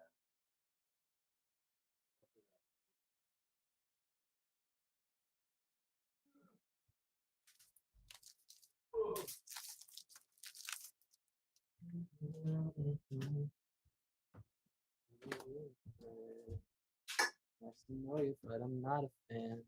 Dude, this might have been one of the podcasts that we've done that have been the earliest.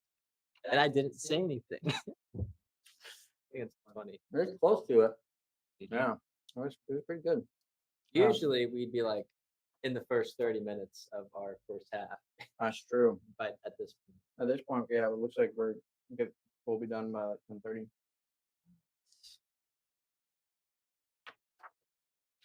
And we didn't even have a lot of this stuff set up initially. yeah, we just went. Thankfully, the audio is just isn't giving us as many issues at this point.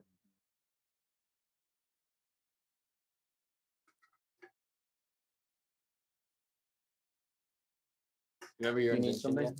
Do you want me to grab you something? I mean, I would like another bar. It'd be great.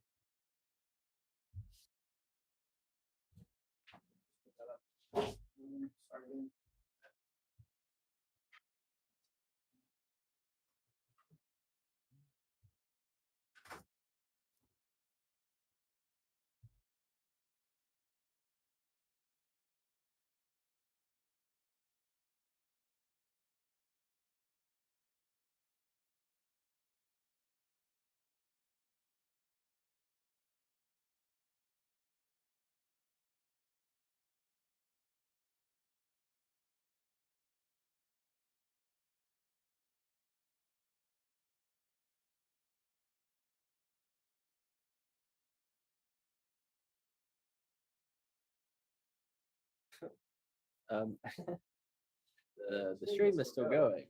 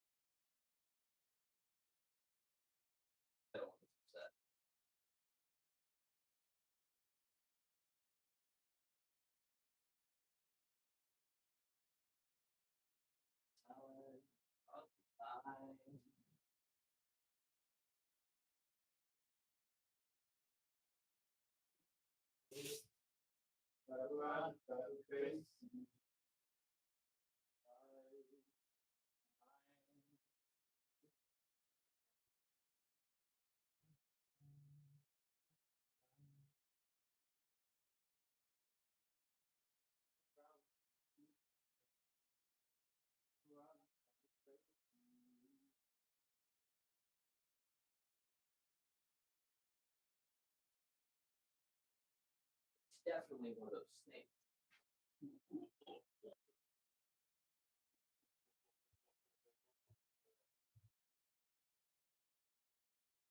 Time, all it's hard.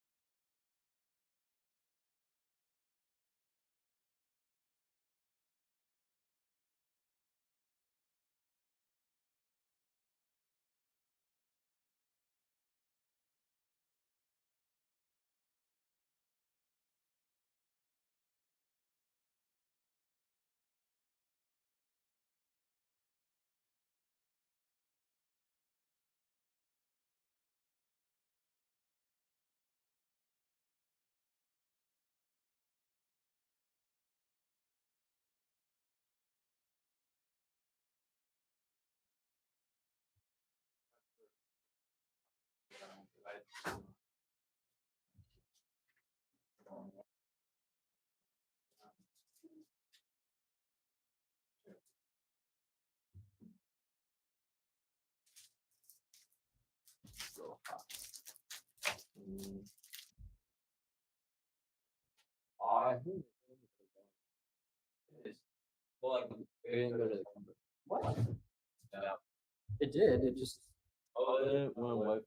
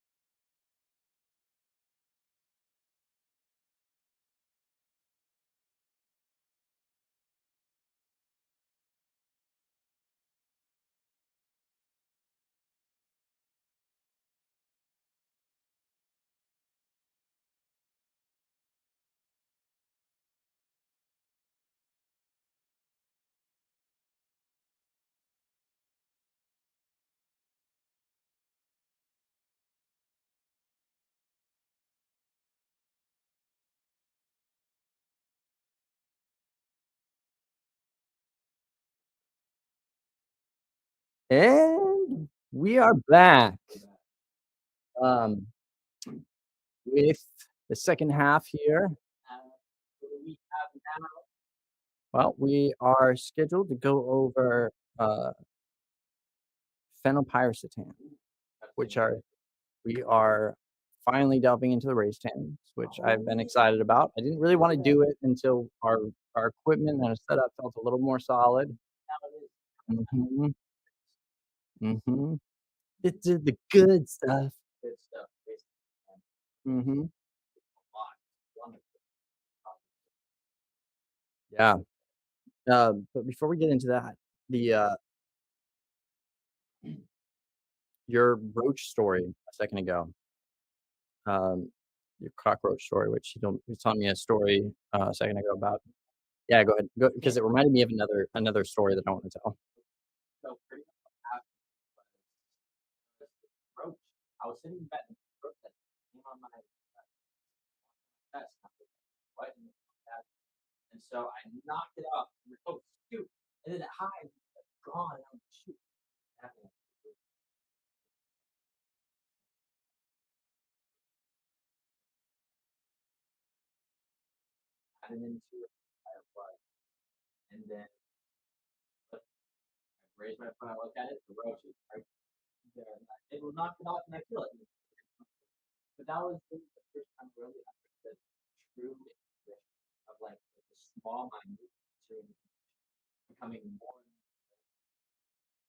Hang on.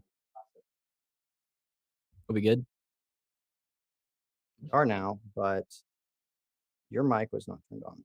Oh, no, my mic wasn't turned on. Is it on now? It is on now. Oh, so So, we might wanna repeat and summarize that story. alright, let's summarize this real quick. So, pretty much what happened was I was sitting on my bed, and there was a roach that then ended up walking on my chest, and so I saw it, freaked out, I knocked it off, and then I had this whole thing where, I couldn't see it anymore, and so I stayed really still, just, like, listening and waiting for this roach to appear again, and then in the back of my mind, I knew, I had an intuition that it was on my foot. I just knew it, and I was like, "Shoot. This is bad."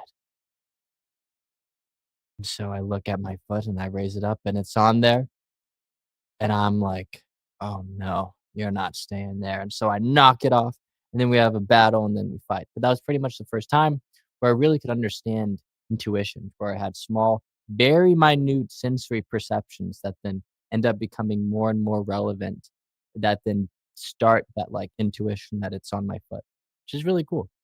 Yeah, that is actually it's pretty interesting, uh, neurologically Mhm. speaking. Um, the what that reminded me of, though, was a story where I was playing League of Legends, which for anyone that doesn't know, the League of Legends matches tend to be pretty. What's wrong? Froze. Yeah. Rails? Yep. Alrighty. We are before we finish that story, we are going to I need to restart it. hold on. We are going to go to our waiting screen and we will be back shortly as we resolve this technical difficulty. Bear with us. Alright. I need to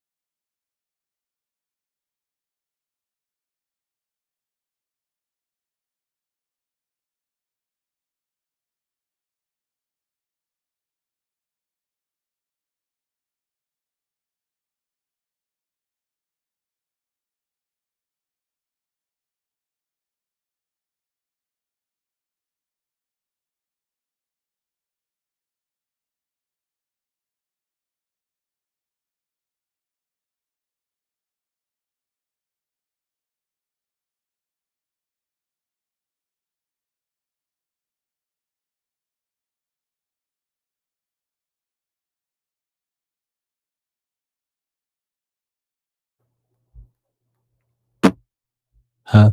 And No. we're back. We're back. All right. Sorry All about right, that, thank guys. you guys for patience, and Yes. Thank you. uh, Much appreciated. hopefully someday we'll get these kind of technical issues. Once I'm not running on a $200 computer. Yeah, you kind of Uh, get what you pay for there. exactly. Um, so anyway, let's start our setup here.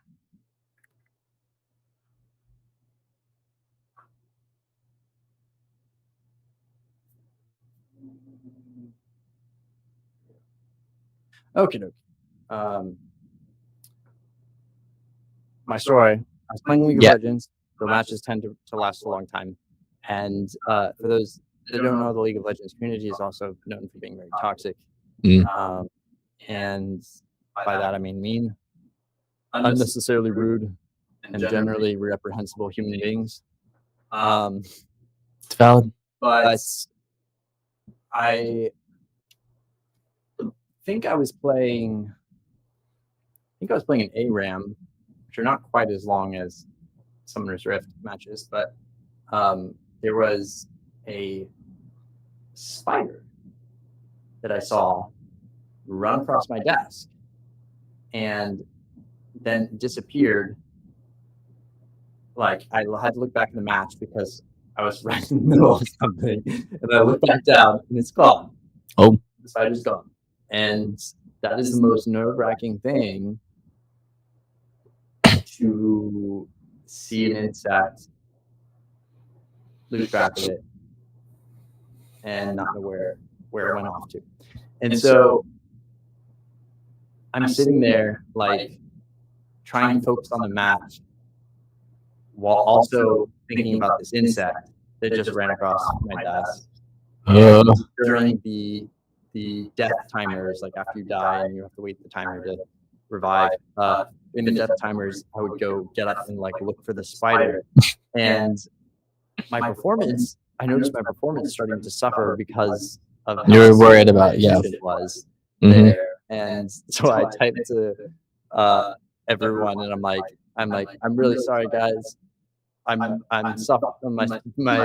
My gameplay is suffering right now because I just saw a spider run across my desk, and I don't know where this thing went off to, and it's really random. And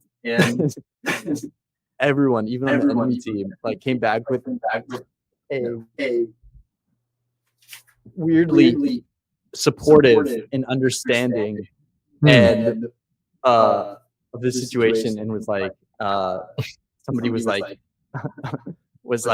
kill it with fire, and another one was like chop off its head and mount it on the wall. That's pretty much what you need to do. Right there. And Nice little wholesome moment then. In the League of Legends community. yeah, they all supported me in my distaste of spiders. It was nice. That's good. You know, It was nice to feel supported in that way. you don't get it a lot from them. Mm. So it was nice. It was nice for sure. I have this guy. Don't follow Actually, me. do not follow. Stay. Oh yeah, I forgot about that. We gotta block the reverberations. So that's what we're doing right now. Oh, I can already feel a difference. It's wonderful, more compact. Yes, That's what I'm far feeling. more compact. All right, Bob, you can. Hello, Bob. Thank You can follow me, Bob. Good job, Bob. Yeah. So anyway, nice Anyways. little detour story. But we are going to get to phenylpyroxatam now. Yes, phenylpyroxatam. All right. So phenylpyroxatam is one of the race TAM class of drugs, and they are were initially developed in Russia, and they I think the first one that was ever developed was pyroxatam. I think, if I'm remembering that correctly, it was, yeah, I think it was pyroxatam, and then it was aniracetam, I think, after that. Aniracetam. Okay. And they were basically, each version was researched was an an attempt at an improvement of the effectiveness of the previous until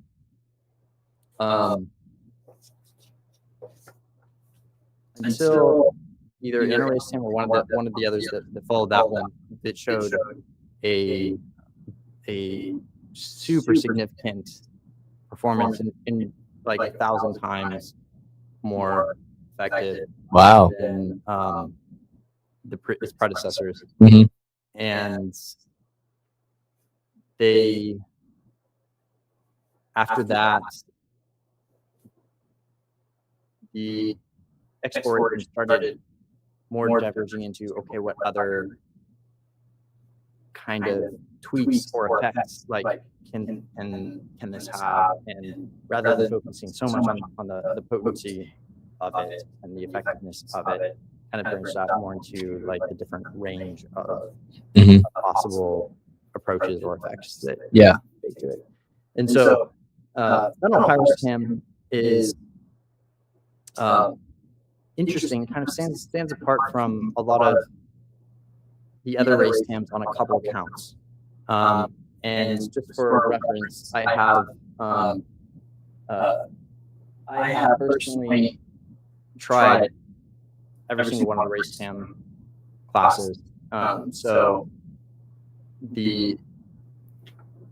there will be, I'll make kind of a point to try and include some personal anecdotal experience there for whatever it's worth, that maybe corroborates some of the findings. But the phenylpyrostam stands apart on a couple of counts. One, that it is actually a stimulant, which is not true of the others. Oh, yeah. And it's mild. It's nowhere near the level of Ritalin or Adderall or anything of none of the amphetamines, like nothing like that. It's a mild stimulant, more akin to, I would say, more akin to caffeine, but smoother. Yeah. And so that's one way in which it stands apart from the other race tams, because none of the others are that way. But the other way is that it also seems to have a fast tolerance buildup. And so as a result, you have to have a cycle, like you have to have a refractory period almost, where you're not taking it to ensure that you don't have to keep increasing the dosage for diminishing returns. And so it's about, you have to have equal time on and equal time off of it. And you might be able to get away with, if you were taking it once a day, you might be able to get away with one dose early in the morning and then nothing for the rest of the day because of its half-life and this kind of effectiveness. But typically what you see is people taking it one day on and one day off, or 1 week on, 1 week off, or just as needed. Mhm. Have a couple of weeks or a day or something where they're It can fluctuate. right. And before we get into the overview, I will say that this one is one of my favorites of the race tams. It's actually, most people it's their favorite. For me, it's my second favorite. And the reason is because of its long-term viability. Like the fact you have to cycle it off, to me, is massive points against it. Yeah. And so while I definitely notice a very visceral effect from it, its value to me is lessened by the fact that it can't be used as a daily supplement. That makes sense. Yeah, but it's definitely still valuable. Still valuable. You know, It's good as a when you need it kind of thing, or even if you want to cycle it, that's fine too. But and I will also say before we get into this, this was one of the things, one of the two that I was taking consistently whenever I taught myself how to code and program. Oh, And I noticed a huge difference over time in my ability to understand and integrate new concepts. yeah, because that was one of the things with phenylpiracetam was the fact that it benefited memory consolidation by a large margin, right? Mhm, To where, you know, the memories that formed would then consolidate and be able to continue its structure in the midst of all of the electrical signals happening, and mhm, to consolidate the importance of that memory. And so as you were taking this, programming became far more important. And so those conditions were meant to really consolidate mhm. everything. And it was interesting because it wasn't a whole lot of time that I devoted to it. It Mhm. was probably initially, it was about 10 minutes a day, but it Yeah. quickly increased from there to more of about an hour a Mhm. day, um, between 30 minutes and an hour, depending on the day, but, of sitting there just studying something and practicing a couple problems and Mhm. but it wasn't like a huge portion of my day that was devoted to it. Yeah. And it even so, like, it still very quickly started to make sense, and because of that, became something I was excited about Yeah. pursuing. Mhm. Um, Curiosity because you're helps with always that. yeah, you're always more excited to pursue something when you understand it or when you Oh, see that's for sure. understand it, you know? Yeah. You know, I've kind of had to come to the conclusion that if you don't understand something and then call it dumb, you are the dumb one. You Indeed. know? And I think that's a mindset a lot of people need to drop because it's something that they have. To where if they say, "Oh, I don't who needs programming? I don't know. It's foreign to me. I don't wanna deal with that." It's like, well, I think you should try. Give Yeah. it a try at least, try to It's understand like it. waiting tables. I always recommend people try it at least Mhm. once because it teaches you a lot. Yes, in Python, that'll teach you a lot. And honestly, it's a lot better than waiting tables. At least that's what I would say. Waiting tables for me Waiting taught me tables or patience. debugging, which one's worse? Like a bad customer or debugging something relatively difficult? There is no way to compare those 2 because Which one do you hate more? there's no way to compare those 2 because it Oh. depends on the bug and it depends on the person Yeah, I bugging. guess so. That's true. Um, there's I definitely came across some annoying customers that pissed me off in the short term, but,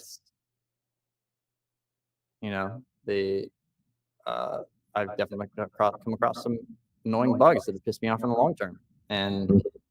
so both go to teach you patience just in different ways. Yeah. Um, yeah, so, we're gonna go over, phenylpiracetam. Like I said, it belongs to the race tam family, and it is also, classified as a nootropic, and an FYI, a unique one of the things that is I've noticed is unique to the nootropic classification is that it tends to be like drugs tend to be classified as a nootropic when there is not enough uh, of an effect on a illness for them Mm. to be used for that Yeah. illness, but there's still a significant cognitive benefit and very minimal side effects. Mhm. That's usually when something becomes classified as a nootropic.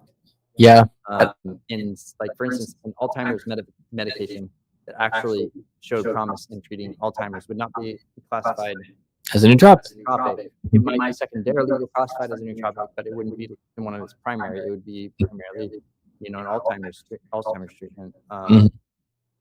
And uh, so it's interesting that like the to me that the lack of side effects that tends to come with Yeah. nootropic classes. Mhm. As well as the benefits from long term. I mean, if you look at phenylpiracetam, right, we got like it helps increase the blood flow to the brain. Mm-hmm. Depression, apathy, helps with your attention deficits and your memory decline, and it can help with like overall like brain injury, and as well as that's interesting. Surgery.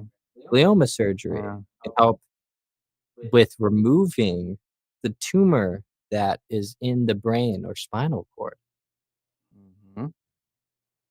That's very interesting. It doesn't help, like, prevent the tumor. It helps when it comes to getting the tumor out. Well, like, it like helps in my understanding is that it helps in the recovery Recovery, from from the surgery. renal surgery. Yes.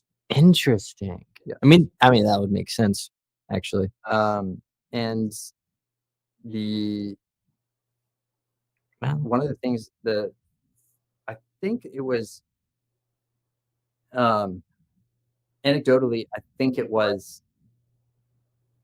likely a result of either phenylpiracetam or the combination of phenylpiracetam and primary that I was taking at the time. But the increased blood flow to the brain was something I felt viscerally. really? It felt like my brain was running on all cylinders. Like it was like, we are ready to go all the Boom! way. Yeah. Mhm.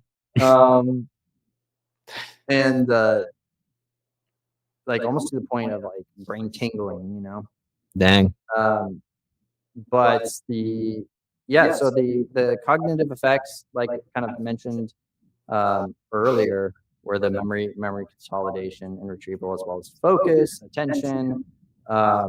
Can help with fatigue, like mental fatigue, um, and uh, concentration, as well as it has neuroprotective effects and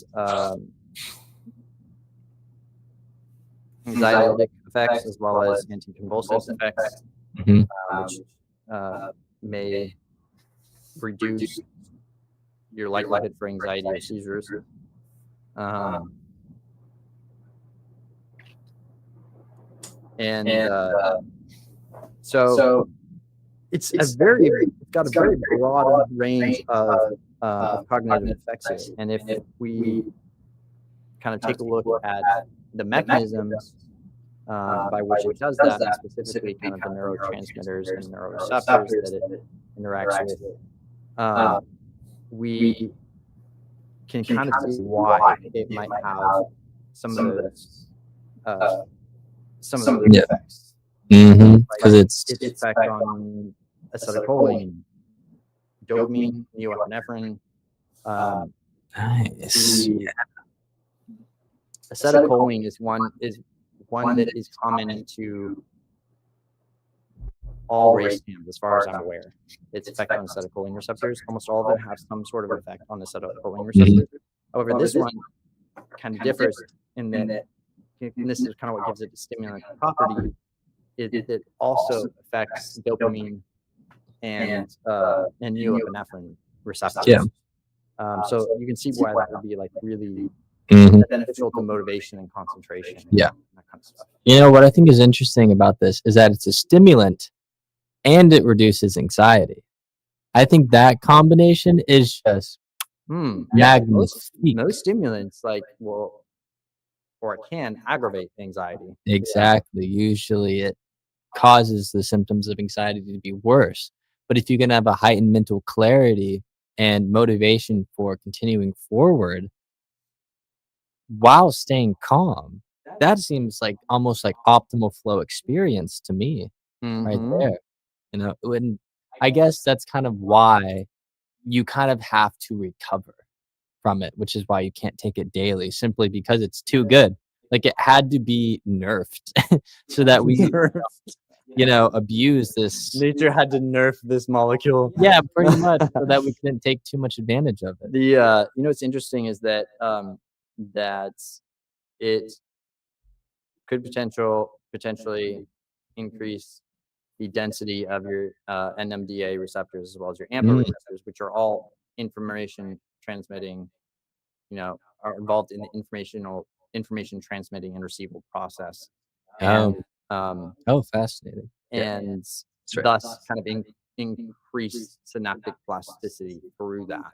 Mhm. Um, and then you combine that with the fact that it increases your cerebral blood flow, and which delivers more nutrients to the brain, and also does more cleaning, um, and kind of keeps your brain fully supported.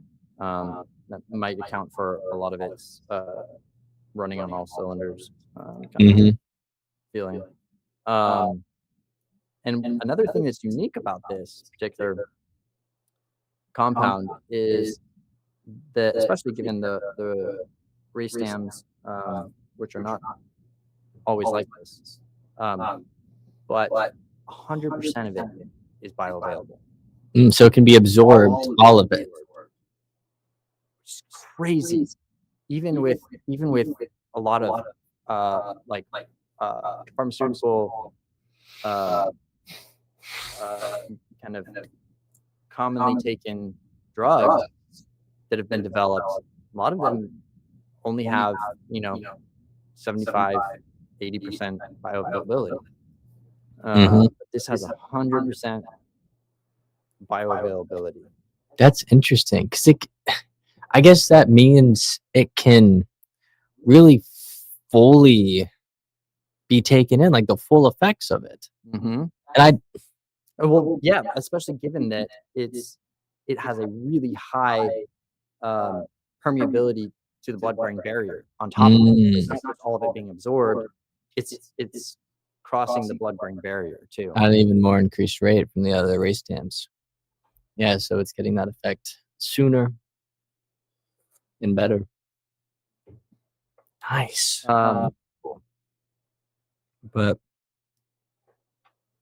yeah, so yeah, it interacts with a couple receptors as well. So we got the we got it acting as a dopamine reuptake inhibitor, as well as binding to nicotinic acetylcholine receptors and AMPA receptors yeah. as well.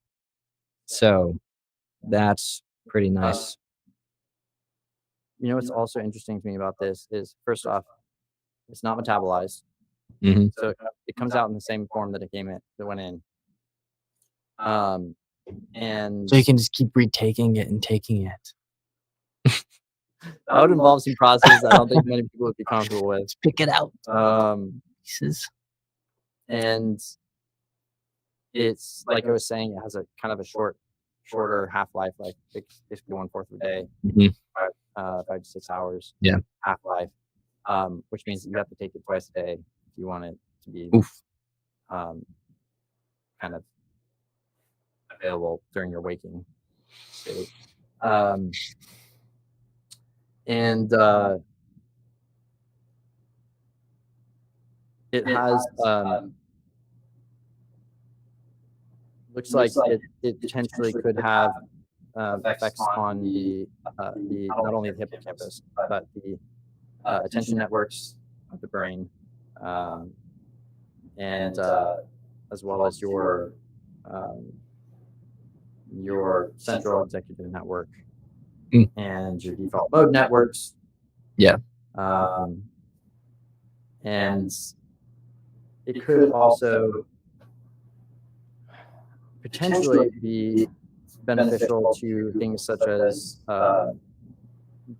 daytime sleepiness or narcolepsy and Parkinson's disease as well. Um, but this is kind of one of those cases where it really feels just like almost the purest form of a nootropic, Mhm. where it's not All of it's particularly taken in. for any illness at all. But it's got like that nice balance of having everything you need to help further enhance your Mhm. experience. and it's like 100%, bioavailable. Really doesn't have any side effects. Mhm. You do want to take it with acetylcholine, or sorry, a choline source,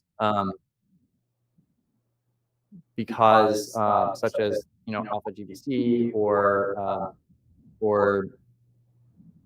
um, what is the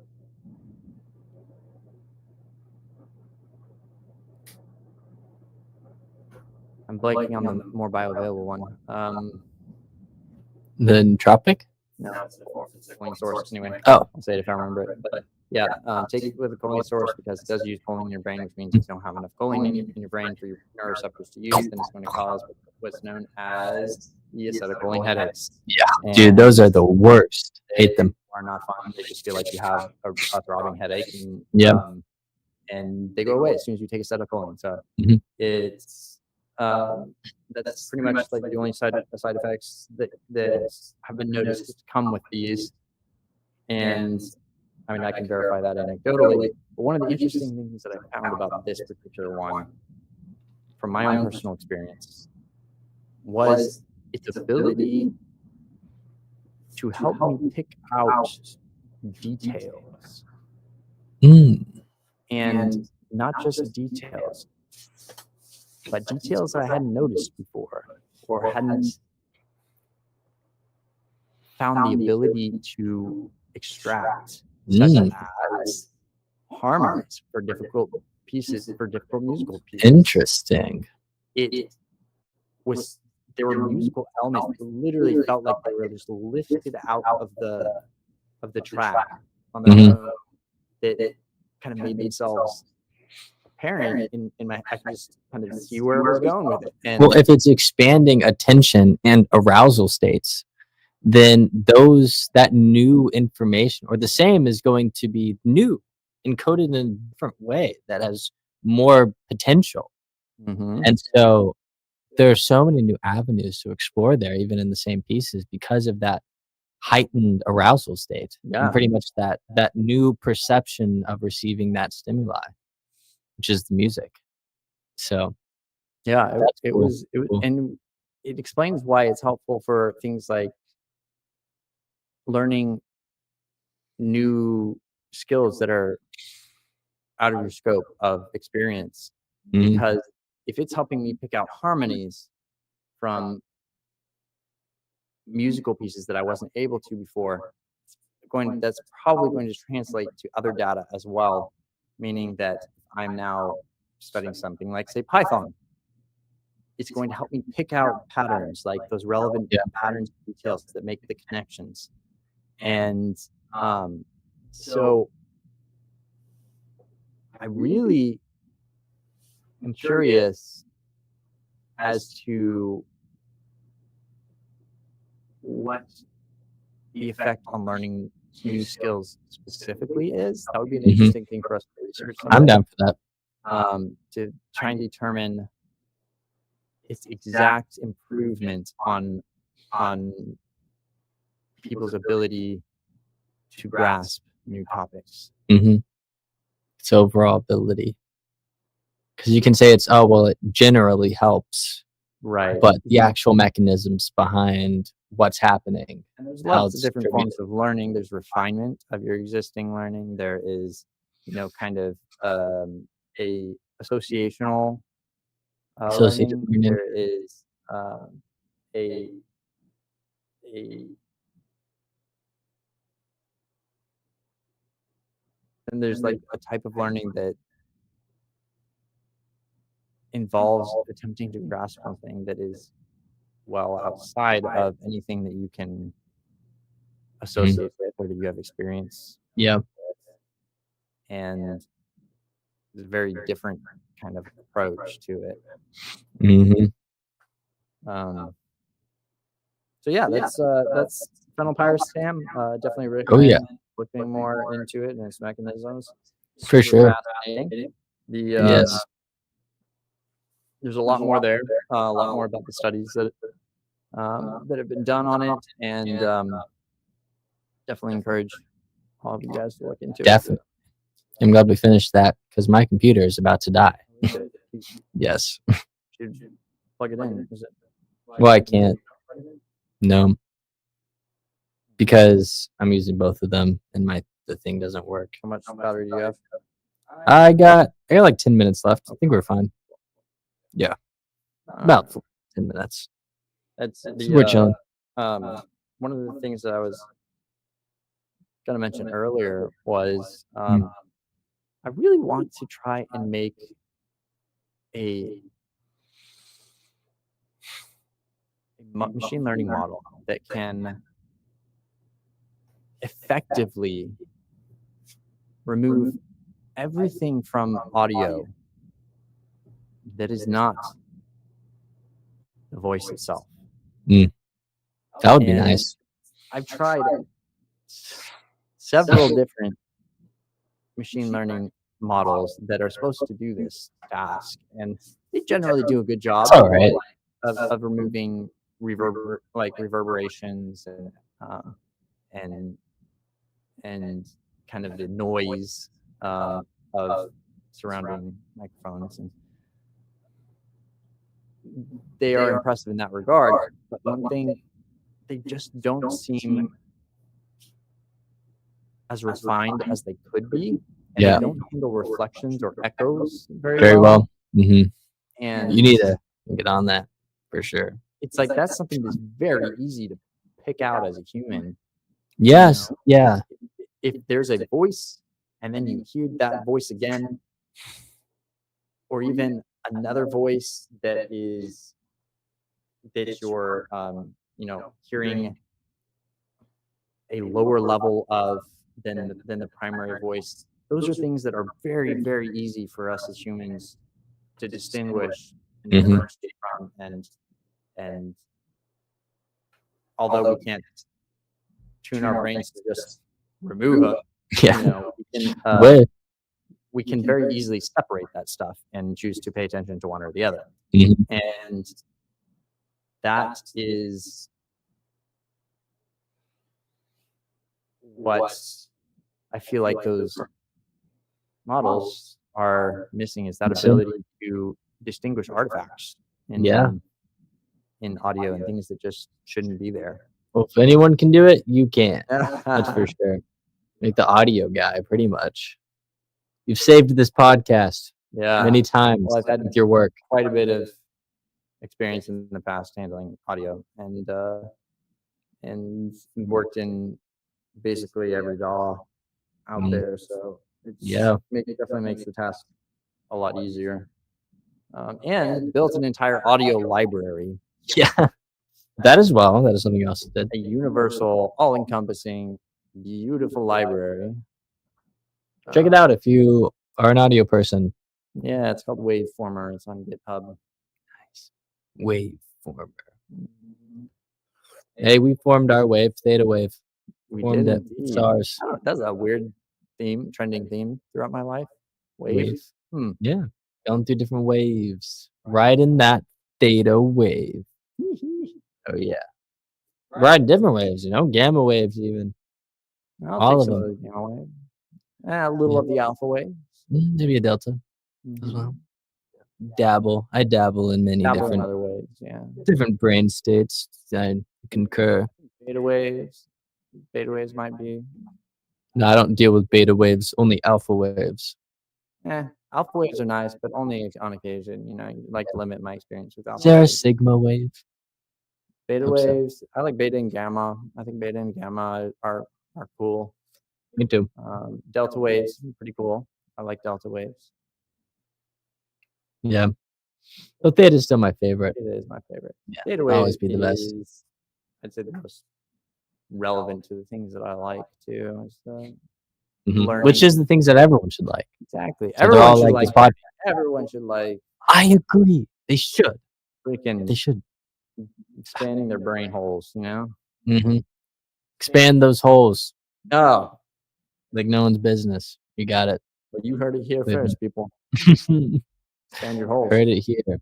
Just the ones in your brain, right? Not all of them.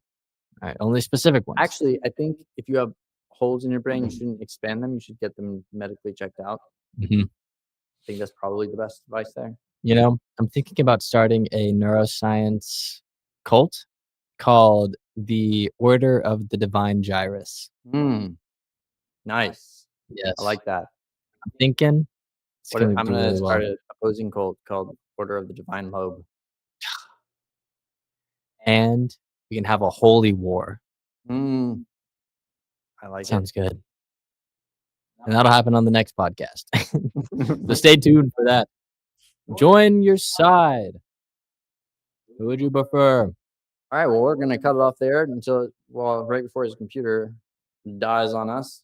Yes. Um, and as always, thank you guys for watching, Yes. Thank you and very much we will try and cut down on some of those technical issues. for those. And let's see, trying to remember this.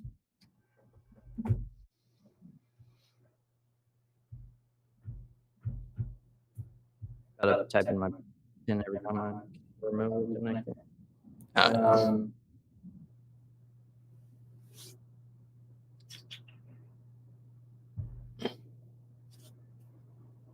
turn that off. Yeah. Anyway, thanks for watching, and Thank you. we will see you guys next time here on ThetaWave. Oh, yeah.